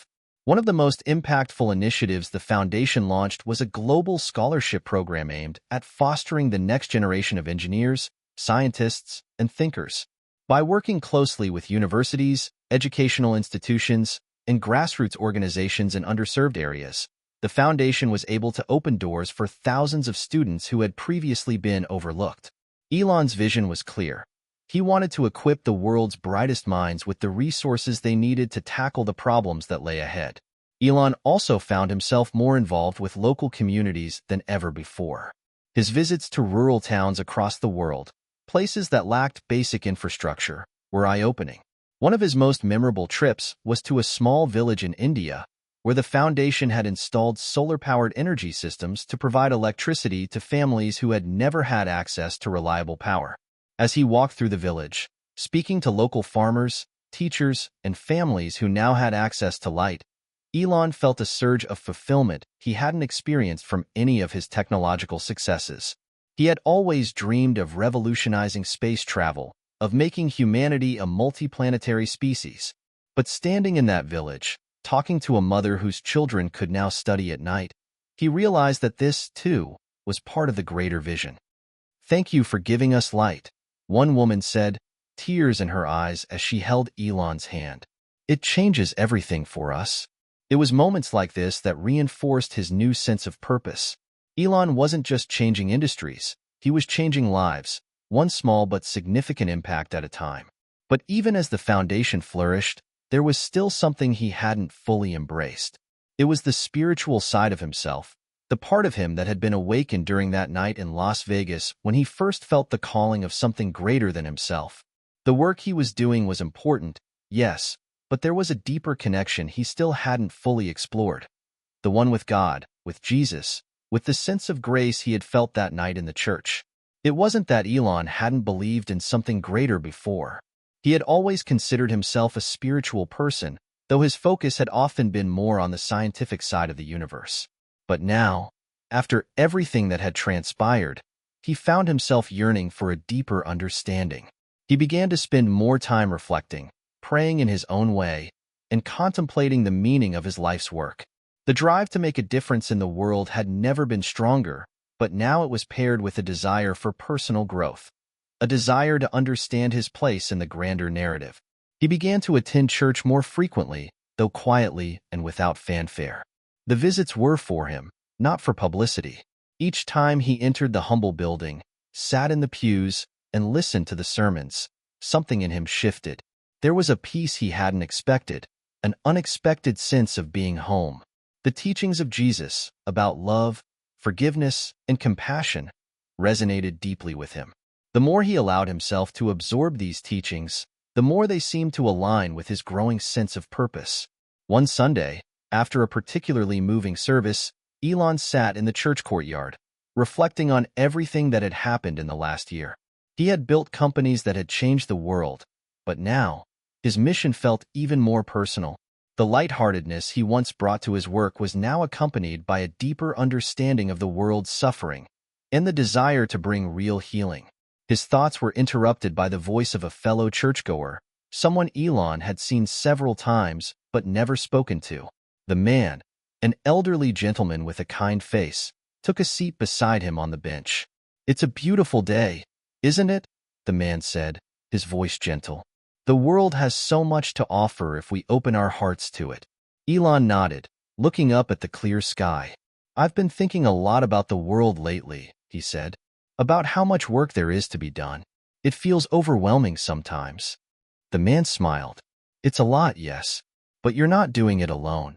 You don't have to carry the weight of the world on your shoulders. You're part of a much bigger story." Elon felt a shiver run through him. There was something about this man's words that cut through the noise in his mind. For a moment, he forgot about the pressure of his ventures, the weight of his companies, and the responsibility of his foundation. All that mattered in that instant was the peaceful presence of the man beside him. "The greatest thing you can do," the man continued, "is to love people.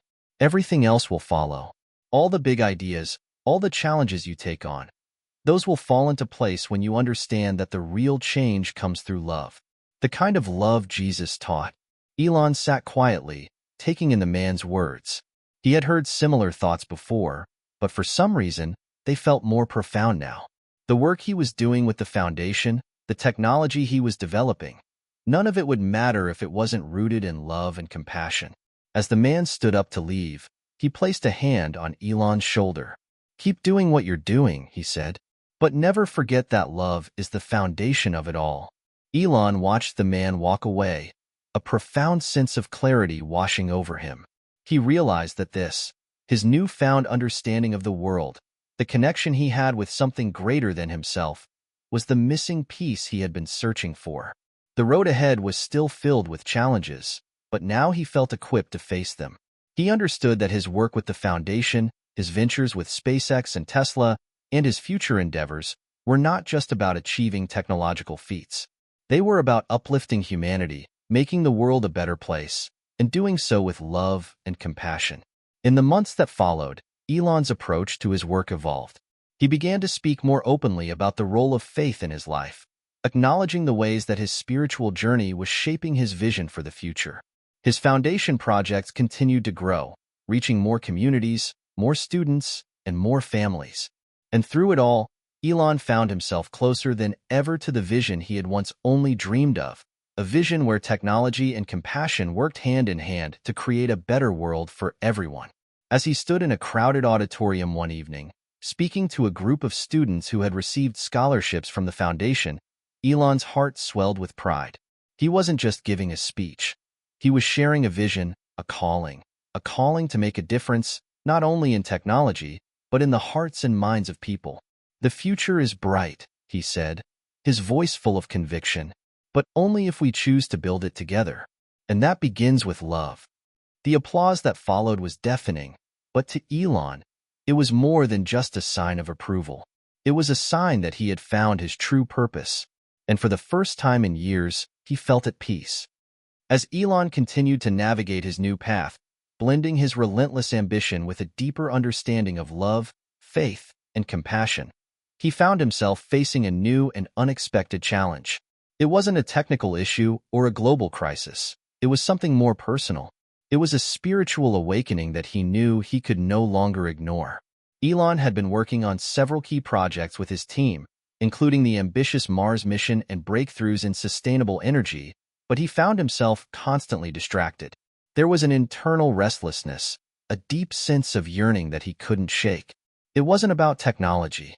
It wasn't about changing the world through his companies or foundations. It was something more. One evening, while reviewing the latest progress on SpaceX's Mars plans, Elon felt the weight of the world on his shoulders. The urgency to create a future for humanity beyond Earth had been a driving force for years, but now, with his newfound understanding of the power of love and compassion, something inside him told him he needed to focus on a different kind of future, one that started not in the stars, but here, on Earth, among the people, among the suffering, the hopes, and dreams of humanity. He closed his laptop, rubbed his eyes, and leaned back in his chair. His mind drifted back to the day he had spent in that small village in India, where the light of electricity had literally transformed lives. It wasn't the first time he'd seen the raw power of human connection, but that moment had solidified something deep within him, a calling that now felt impossible to ignore. Elon had spent so much of his life chasing innovations in space, technology, and sustainable energy, but now he felt drawn to something deeper, a desire to understand how he could truly help people, not just through tech, but through love, through kindness, through grace. Could he be both the visionary inventor and the compassionate human being? Could his calling be both world-changing and spiritually profound? As if in answer to his questions, a few days later, Elon attended a small gathering at a church in his hometown of Los Angeles. It wasn't his first time attending a service, but this time, it felt different.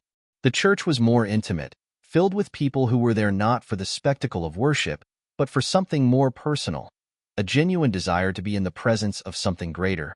After the service, Elon lingered, speaking with a few of the attendees.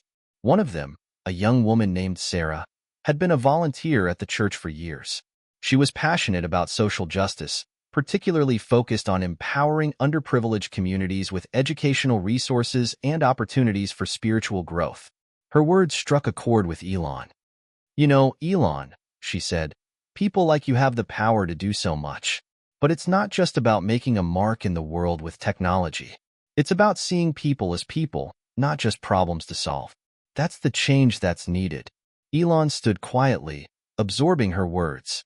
She spoke with a clarity that reflected the deep faith she had, a faith rooted not in doctrines or dogma, but in a sense of moral responsibility to others. Her passion reminded him of the spiritual peace he had experienced during his own moments of reflection. He realized that this journey he had begun, this calling to do good in the world, needed to go beyond even the scope of his foundation's work. It needed to come from a place of divine inspiration, not just scientific insight.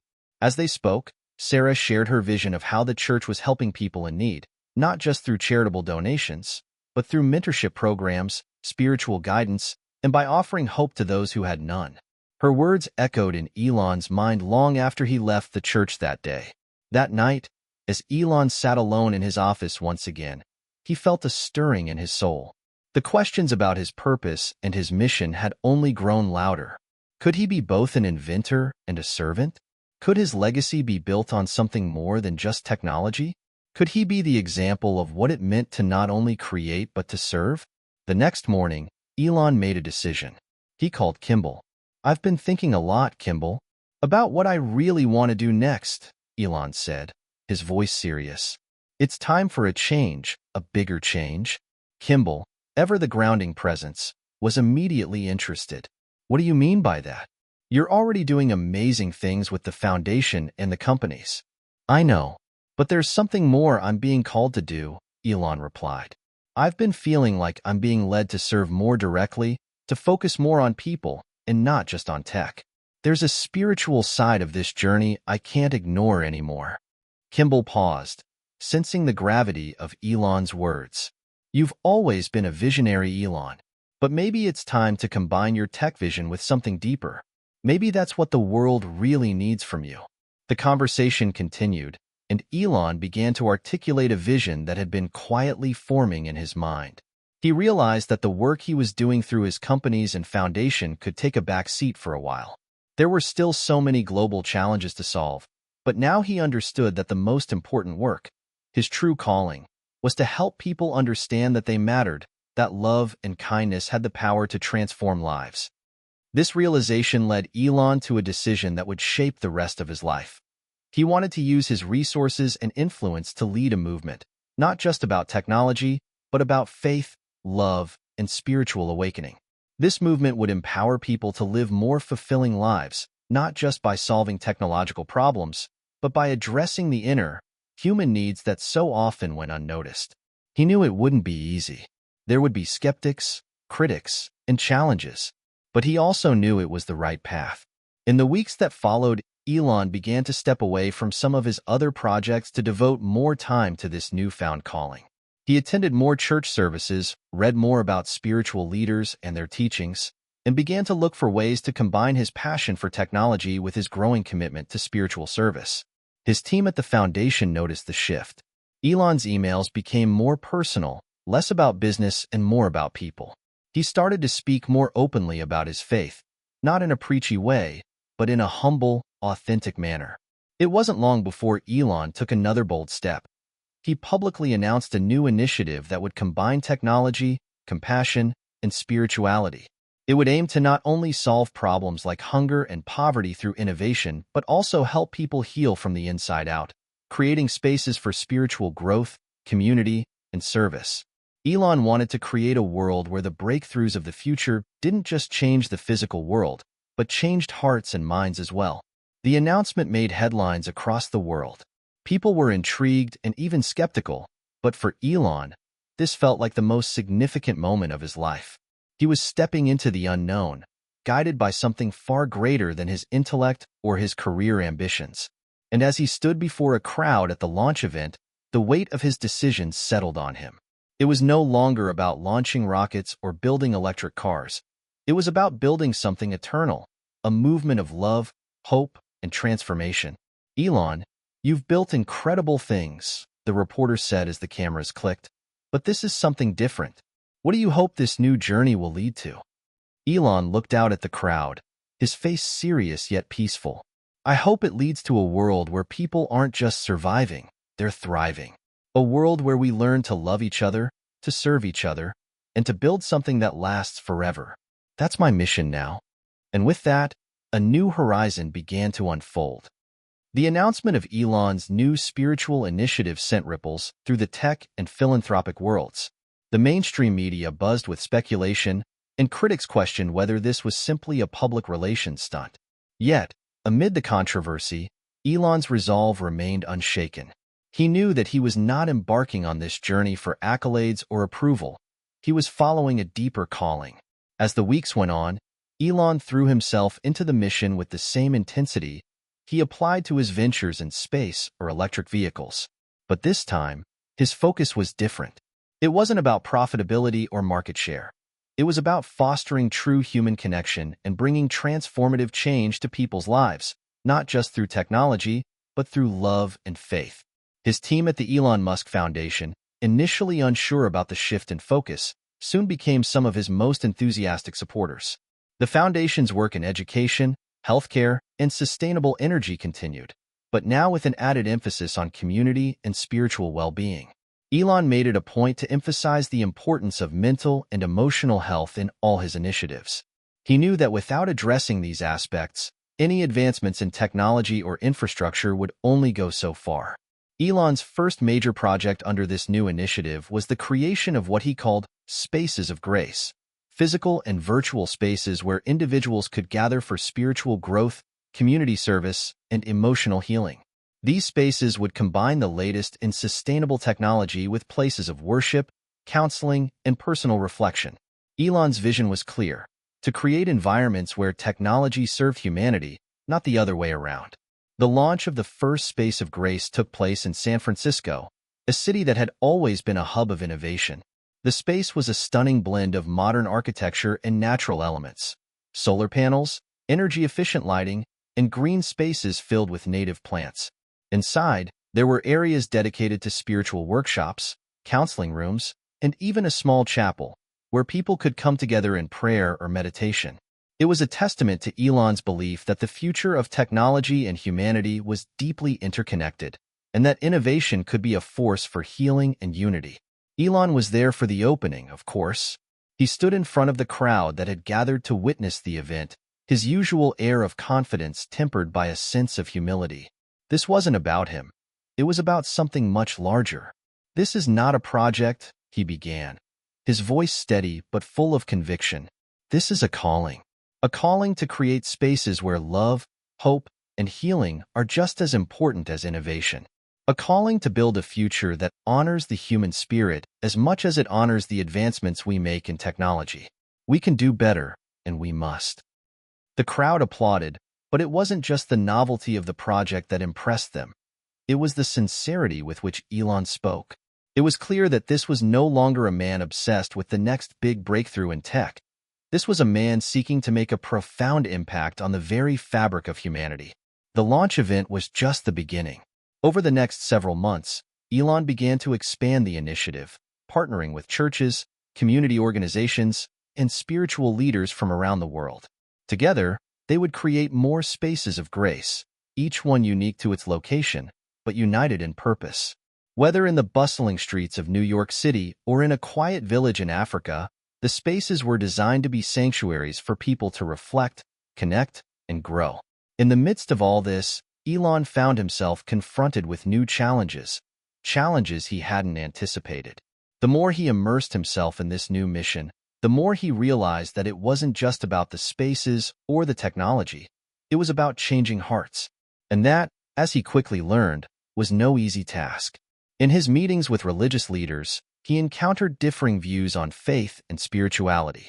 Some welcomed him with open arms, seeing his efforts as a long-overdue marriage of technology and spirituality. Others, however, were skeptical, even critical of his motivations.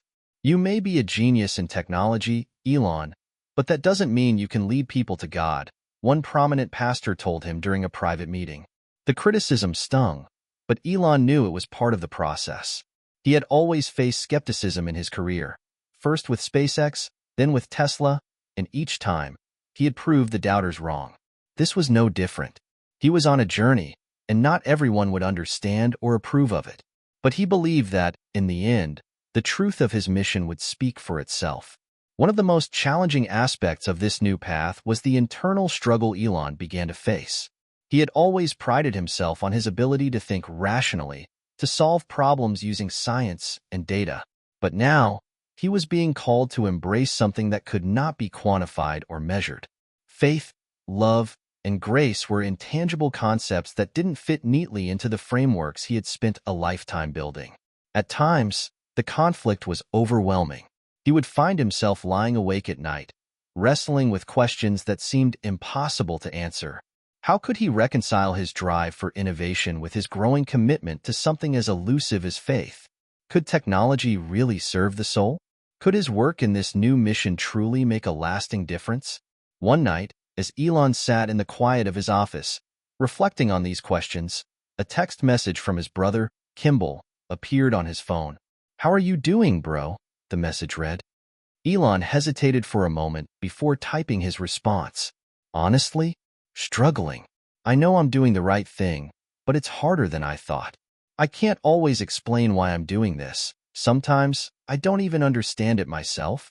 Kimball's reply came almost immediately. "You're not alone in this. We're all just trying to figure it out, and that's okay. The path you're on, this is the right one. Trust that." Elon read the message several times, the words sinking in deeper with each reading. He had been so focused on figuring everything out, on having all the answers, that he had forgotten the most important part of the journey: trust. Trust that the path would unfold, even when it didn't make sense. Trust that his purpose would become clearer as he walked in faith. The next morning, Elon made a decision. He would not let doubt hold him back. He would embrace the unknown, not as a challenge to be overcome, but as a gift. He would continue to build, to innovate, and to serve, but with a heart full of trust in something greater than himself. And so, with renewed conviction, Elon pressed forward. The road ahead was still uncertain, but for the first time in a long while, he felt a profound peace.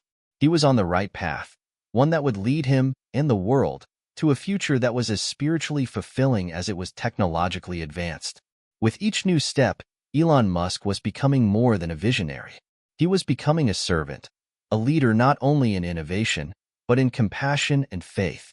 And with that, his journey was only just beginning. As Elon embraced his new mission with unwavering determination, the fruits of his labor began to show. The spaces of grace were becoming a symbol of hope in communities across the globe, and his vision for integrating faith, compassion, and technology was taking root. However, as with any profound transformation, the challenges were growing, both external and internal. Elon had always been a man of action.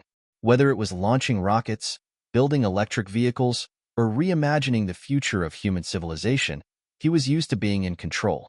But now, as he delved deeper into the world of spiritual service, he realized that the forces at play were not ones he could control or predict.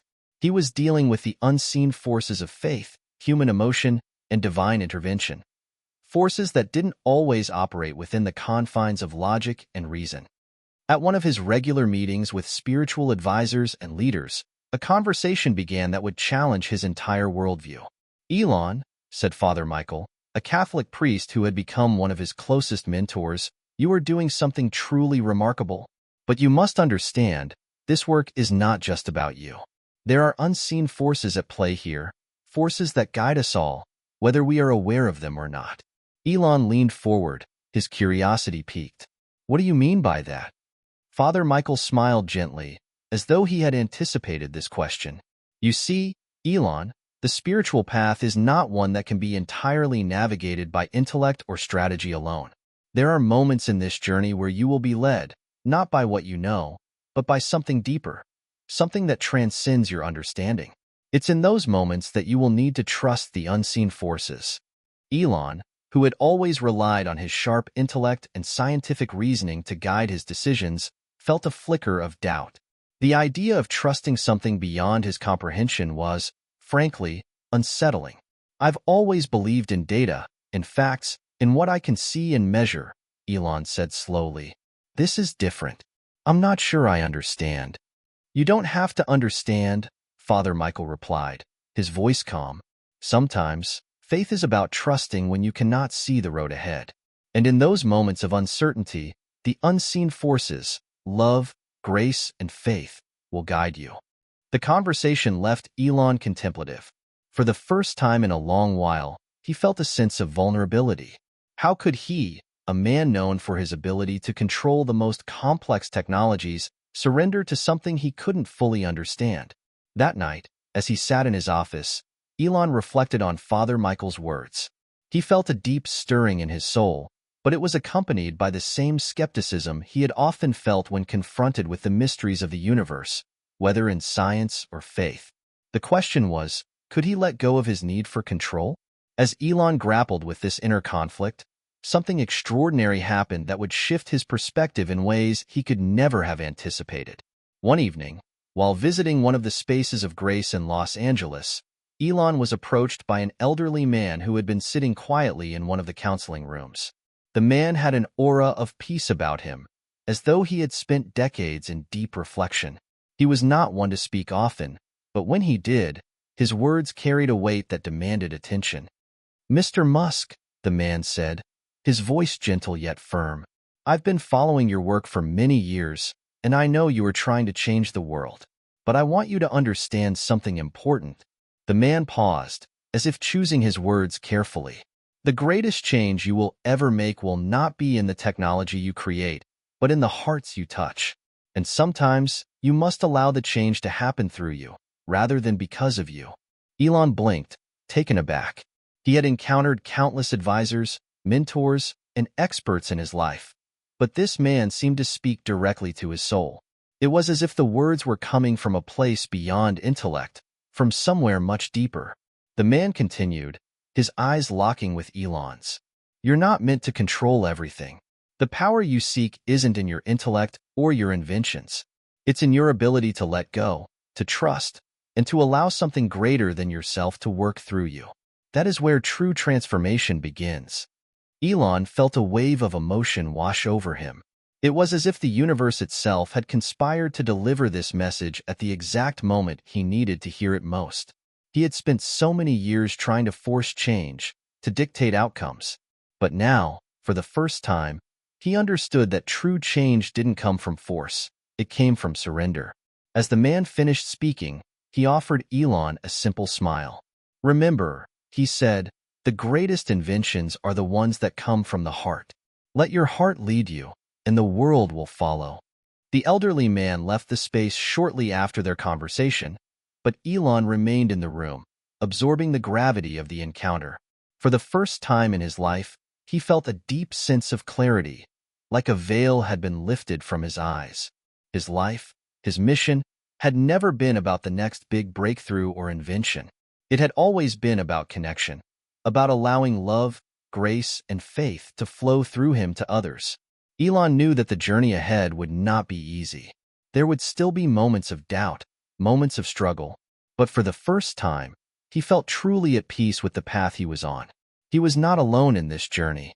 The unseen forces, love, faith, and grace, were guiding him. The next morning, Elon made a bold decision. He would no longer just focus on the projects or the grand ideas. He would focus on the people. He would pour his energy into building bridges of connection, allowing others to feel the transformative power of love and faith. He would focus on creating spaces where healing could take place, not just physically, but emotionally and spiritually. This decision marked a shift in his approach. Rather than striving for immediate results, Elon embraced the process of allowing. He began to trust that, in time, the impact of his work would be felt not just through his inventions, but through the hearts and minds of those he touched. Months passed, and the spaces of grace continued to flourish. People began to flock to them, not just for the technology, but for the sense of peace and purpose they found there. Through counseling, prayer, and community building, individuals began to heal, to transform, and to rediscover a sense of hope. But Elon knew this was only the beginning. There was still so much more to do. Yet, as he stood at the helm of this growing movement, he felt no pressure, no burden. He had learned to trust the unseen forces that guided him, knowing that the path ahead would unfold exactly as it was meant to. And so, with renewed faith and purpose, Elon Musk continued his journey, not just as an inventor, but as a servant of something much greater than himself. The road was long, but with each step, he felt more certain than ever that he was walking in the right direction. In the end, Elon would come to realize that the greatest force of all was not the rockets he launched or the cars he designed, but the invisible, boundless love that had always been there, guiding him every step of the way. The days and the spaces of grace had turned into weeks, and weeks into months. Elon had made significant progress with his mission to bring faith and innovation together, but the journey was anything but smooth. The deeper he delved into the spiritual side of his work, the more complex and demanding it became. It wasn't just about building and expanding. It was about being transformed from the inside out. And as time wore on, Elon began to realize that the hardest test of all was not just in his ability to lead, but in his ability to trust. The world was watching. His name, synonymous with innovation, was now linked with a new kind of mission, a spiritual one. His latest project, an even grander space of grace that would be built in the heart of New York City, was his boldest yet. But even with all his success in technology, Elon could feel a growing pressure mounting as this project neared its completion. The media, his colleagues, and even his own friends began to ask questions. Could a man so focused on technology truly understand the deep, often unseen, needs of the human spirit? Was this just another one of his ventures, or was it something more? Elon found himself questioning his own motives, unsure if his efforts to build these sanctuaries were truly rooted in faith, or simply his desire to change the world. The self-doubt began to creep in, gnawing at him at night when he was alone in his thoughts. As he sat in his office, staring at the plans for the New York space of grace, he couldn't help but wonder if this whole mission was nothing more than a distraction, a way to make up for the emptiness he sometimes felt in the face of his great success. Am I doing the right thing? He thought to himself, as his fingers ran across the edges of the blueprint. Or am I just chasing the next big thing again? It was in the midst of this inner turmoil that Elon had a conversation that would change everything. It was a quiet morning, and Elon was meeting with his spiritual advisor, Father Michael. Elon had always appreciated Father Michael's calm demeanor and unwavering faith, but this time, he felt a growing sense of unease as he sat across from him. "I'm struggling, Father," Elon admitted, his voice carrying a rare vulnerability. "I thought I understood why I'm doing this, why I'm trying to change the world in this way. But lately, I'm not sure anymore. I feel like I'm being pulled in two directions. The work I do in technology feels so concrete, so real. But this spiritual journey, it feels less tangible. How can I lead people to something I can't even fully grasp myself?" Father Michael listened attentively, nodding slowly. "Elon, what you are experiencing is a test of faith. The journey you are on is not one that can be measured with data or controlled with intellect. It is a journey that requires trust in something far greater than yourself. But how do you trust when you can't see where the road is leading?" Elon asked, his eyes searching for an answer. Father Michael smiled softly. "That's the heart of faith. It's not about seeing the way ahead with certainty. It's about knowing that, even when the path is unclear, you are being guided by something deeper than your own understanding. You must let go of the need for control. Surrender." Elon sat in silence, the weight of Father Michael's words settling in his chest. Let go. Surrender. These were not words he was accustomed to hearing, especially not in the context of his high-stakes, always moving world of business and technology. "I've always believed in being in control of my destiny," Elon said, his voice soft. "That's what's gotten me this far. How can I suddenly trust something I can't even see?" Father Michael looked him in the eye, his expression filled with compassion. "You've been given extraordinary vision, Elon. But sometimes, even the most visionary leaders must learn to follow. Trust that you are not alone in this. There is a purpose to your journey, even if you can't see it right now." The conversation left Elon both unsettled and relieved. The tension within him had not dissipated, but there was a shift, a quiet stirring that began to grow in his heart, a flicker of understanding. He wasn't supposed to have all the answers. It was okay to be uncertain. It was okay to step forward in faith, even when he didn't have a clear picture of what lay ahead. As days turned into weeks, the internal battle continued, But Elon's understanding began to evolve. He started to recognize the difference between faith as a concept and faith as a practice.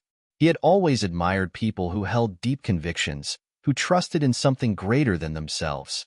But now, he was beginning to experience that kind of faith for himself.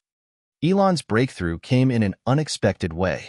One afternoon, as he stood in the construction site of the New York Space of Grace, surrounded by scaffolding and half-built walls, he overheard a conversation between two of the workers.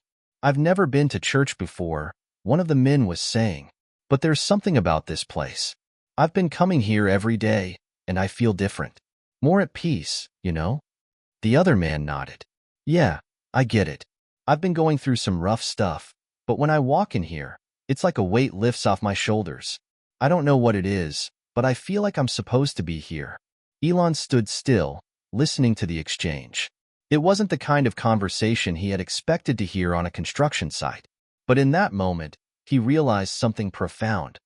The spaces he was building were not just structures of steel and glass. They were vessels for something deeper. They were a place where people could come to experience peace, healing, and hope.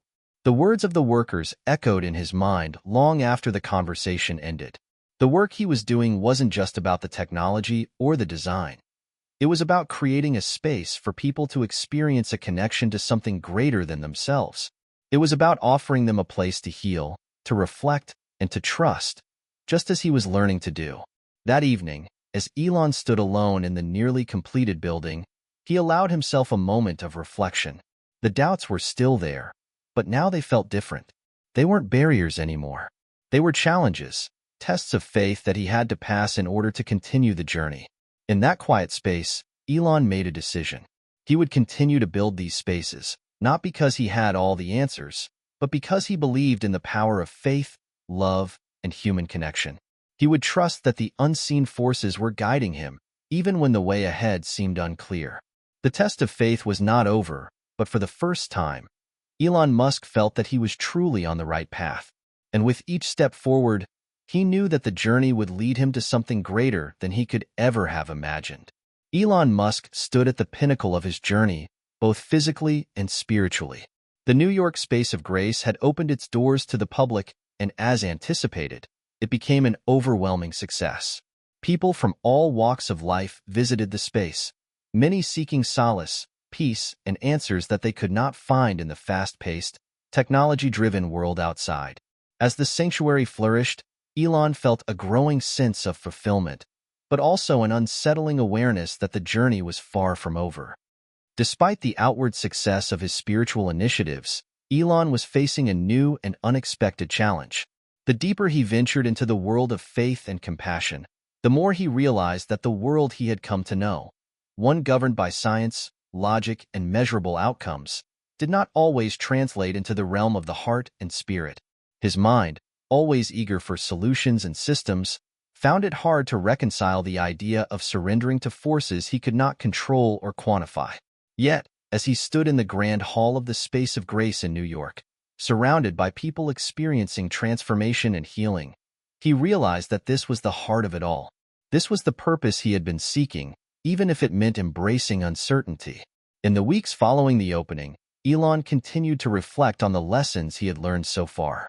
But as with all great transformations, he was soon confronted with another obstacle, one that would force him to take his faith to an even deeper level. It began with a call he had received from a close friend, an influential figure in the tech world, someone Elon had always respected and admired. The call, however, was not about business or innovation.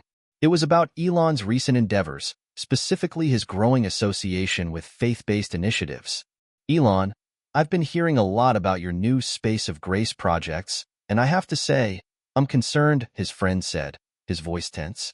"You're a visionary. You've changed the world with Tesla and SpaceX. But this is different. This is risky. I've seen it happen before.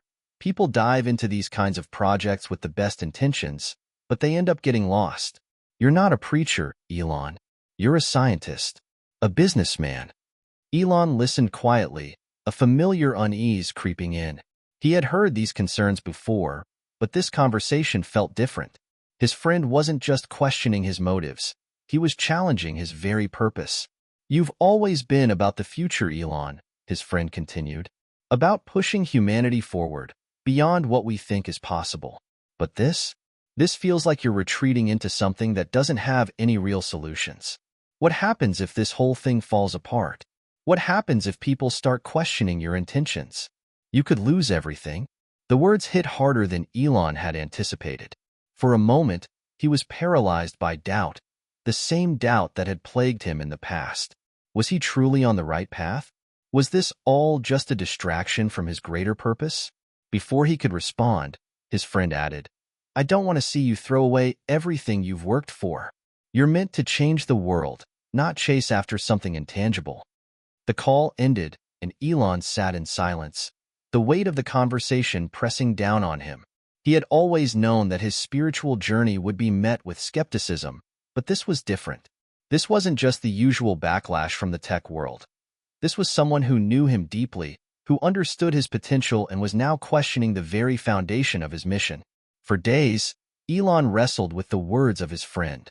The doubts were louder than ever, and he began to question the very mission that had brought him so much peace and purpose.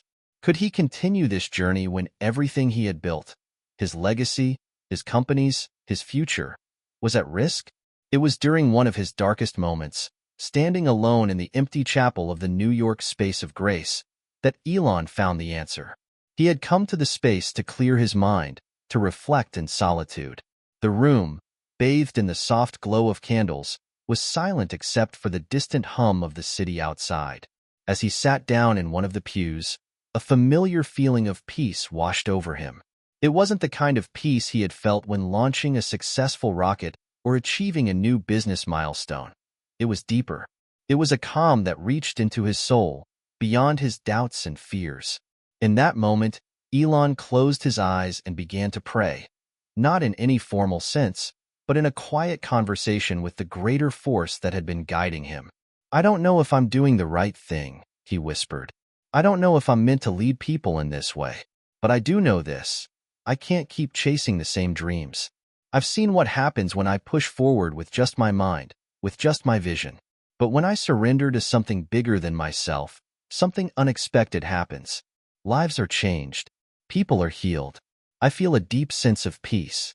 As he sat there in the quiet stillness, something profound happened. It was as if the weight of his doubts was lifted, and in its place, there was an undeniable sense of clarity. For the first time, Elon realized that his true mission was not about proving something to the world or achieving the next big breakthrough. It was about living out the truth of what he had learned. That faith, love, and connection were the most powerful forces on Earth. With a sense of calm certainty, Elon made a decision. He would continue on this path, not because it was easy, but because it was the right thing to do. He would trust the unseen forces, even when he couldn't fully understand them. He would put his faith in the journey, knowing that it wasn't about the destination. It was about the transformation along the way. The decision marked a turning point. Elon began to see his mission in a new light. The spaces of grace were not just places of refuge for those who sought healing. They were spaces of transformation for him, too. Through each challenge, through each doubt, Elon was being shaped into something greater than the tech mogul the world had known. It wasn't about abandoning the world of technology. It was about integrating it with a deeper purpose. It was about using his influence to help people rediscover connection, healing, and hope. He had always believed that humanity could achieve the impossible, but now, he was learning that the greatest possibilities lay not in technology, but in the power of the human heart. As Elon stood up from the pew and walked out of the chapel, he felt a renewed sense of purpose. He was no longer seeking validation from the outside world. His path had been made clear, and he was ready to walk it, fully, wholeheartedly, and with faith. And so, with a quiet resolve, Elon Musk took the next step forward, knowing that the true leap of faith was not in what he could build with his hands, but in what he could build with his heart. The world was watching, but this time, it didn't matter. His mission wasn't for the world's approval. It was for something much greater, a purpose that transcended all he had ever known. Months passed, and the space of grace in New York City was now a thriving sanctuary. one that had touched the hearts of thousands. Elon Musk, once the man known for his high-tech innovations, was now a different kind of leader. He had embraced the unexpected, surrendering to the spiritual calling that had awakened in him, even when it challenged his need for control. He was no longer just the face of Tesla or SpaceX. He was becoming a quiet guide to those searching for something deeper, something that transcended the material world. But with the growth of the spaces of grace came growing opposition. Many people still questioned the sincerity of Elon's mission. Was he truly acting from faith, or was he simply using religion as another branding opportunity? Others who had once been close to him in the tech world felt that Elon's spiritual journey was a dangerous diversion from his larger-than-life potential. Yet, Elon had long since made peace with this scrutiny. He continued to build spaces of healing, pouring more energy into these projects than ever before, but without any expectation of immediate results.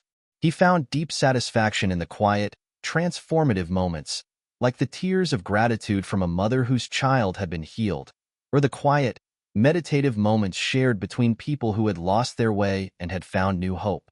But even in the midst of this peace, a new challenge was coming, one that would push Elon further than he had ever imagined.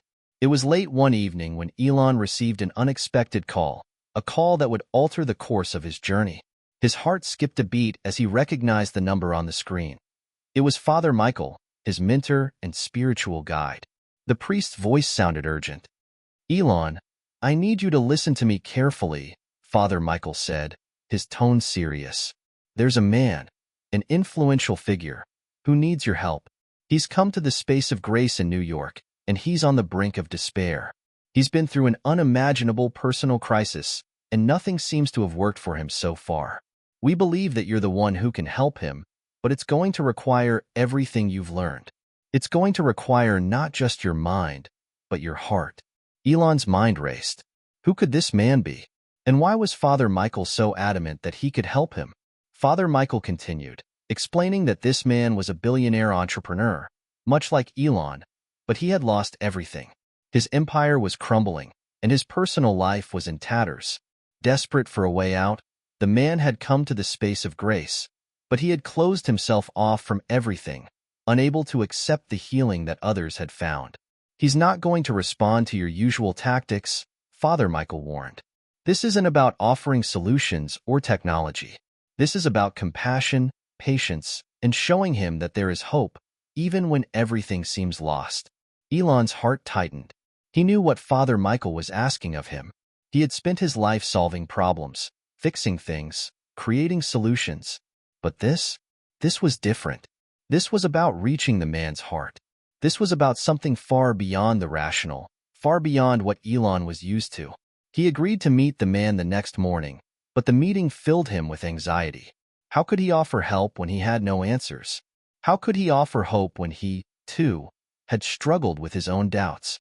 The next day, Elon arrived at the space of grace early, his mind swirling with questions. Father Michael introduced him to the man. His name was Thomas, a successful entrepreneur who had once seemed invincible, but now he looked like a broken shell of the person he had once been. His eyes were hollow, and his shoulders slumped with the weight of a failure he couldn't escape. For a long moment, the two men sat in silence, neither knowing what to say. Elon had been trained to take action, to think strategically, to find solutions. But this moment required something entirely different: stillness, empathy, and listening. As they sat in the quiet, Elon began to feel the weight of Thomas's pain.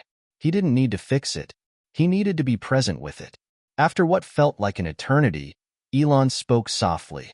"I know what it feels like to lose everything," he said, his voice steady but filled with compassion. "I've been there myself. I've experienced the emptiness of chasing after something that doesn't truly fulfill you. But I also know that in those moments, there's always a chance to start over. It's not the end of the road. It's a beginning." Thomas's eyes flickered with something that resembled hope, though it was buried deep. "You don't understand," he said, his voice cracking. "I've lost it all: my family, my wealth, my purpose. I don't even know who I am anymore. How can I start over when it feels like everything's gone?" Elon felt a deep sense of empathy. He wasn't there to offer a solution, but to simply share what he had learned from his own journey, a journey that was still unfolding. "We're all lost sometimes," Elon said, leaning forward slightly. "I've come to realize that even when we feel lost, we're exactly where we need to be. Sometimes we have to surrender everything we thought we knew to make room for something new to emerge. I'm not asking you to fix it all at once. Just take the first step. Sometimes that's all it takes. A single moment of faith, of trust, can be the turning point." Thomas's eyes glistened as he listened, the layers of defensiveness slowly beginning to crumble. Elon didn't try to fix him, didn't try to provide answers. Instead, he offered something far more powerful: his presence, his willingness to sit with the pain, to acknowledge the struggle, and to offer hope without an agenda. And then, something miraculous happened. As Elon spoke, Thomas's tense posture began to soften. His eyes, once clouded with despair, grew clearer. There was no instant cure, no sudden transformation. But in that moment, Thomas allowed himself to feel. He allowed himself to acknowledge the possibility that, despite everything, there was hope. There was a way forward. Father Michael, who had been quietly observing from across the room, approached them after a while. With a knowing smile, he placed a hand on Elon's shoulder. "You did it," he said quietly. "You didn't try to fix him. You showed him that it's okay to be broken and still have faith. That's the miracle." Elon nodded slowly, feeling a deep sense of peace settle over him. He hadn't solved anything with his mind. He had simply been present. In that moment, Elon understood something profound. The true miracle was not in what he could build or achieve. It was in the human connection. It was in offering a glimpse of grace to someone who had lost everything, and in doing so, giving them the strength to find a new path forward. As Elon walked away from the meeting, he realized that this was the culmination of his journey. The transformation was not about technology, not about innovation. It was about opening his heart to the unseen forces, about trusting that even in moments of doubt, grace could emerge. And with that, Elon Musk knew that his greatest mission had only just begun. The journey of faith, love, and transformation would continue, not just in the spaces of grace, but in every interaction, every relationship, and every step he took. The miracle, after all, was not in the grand vision he had once had. It was in the quiet moments where faith unfolded in ways he could never have imagined. Hit subscribe and leave a comment with where you're watching from. This story might just spark a new beginning. What's one thing that always pushes you forward, even when things get tough?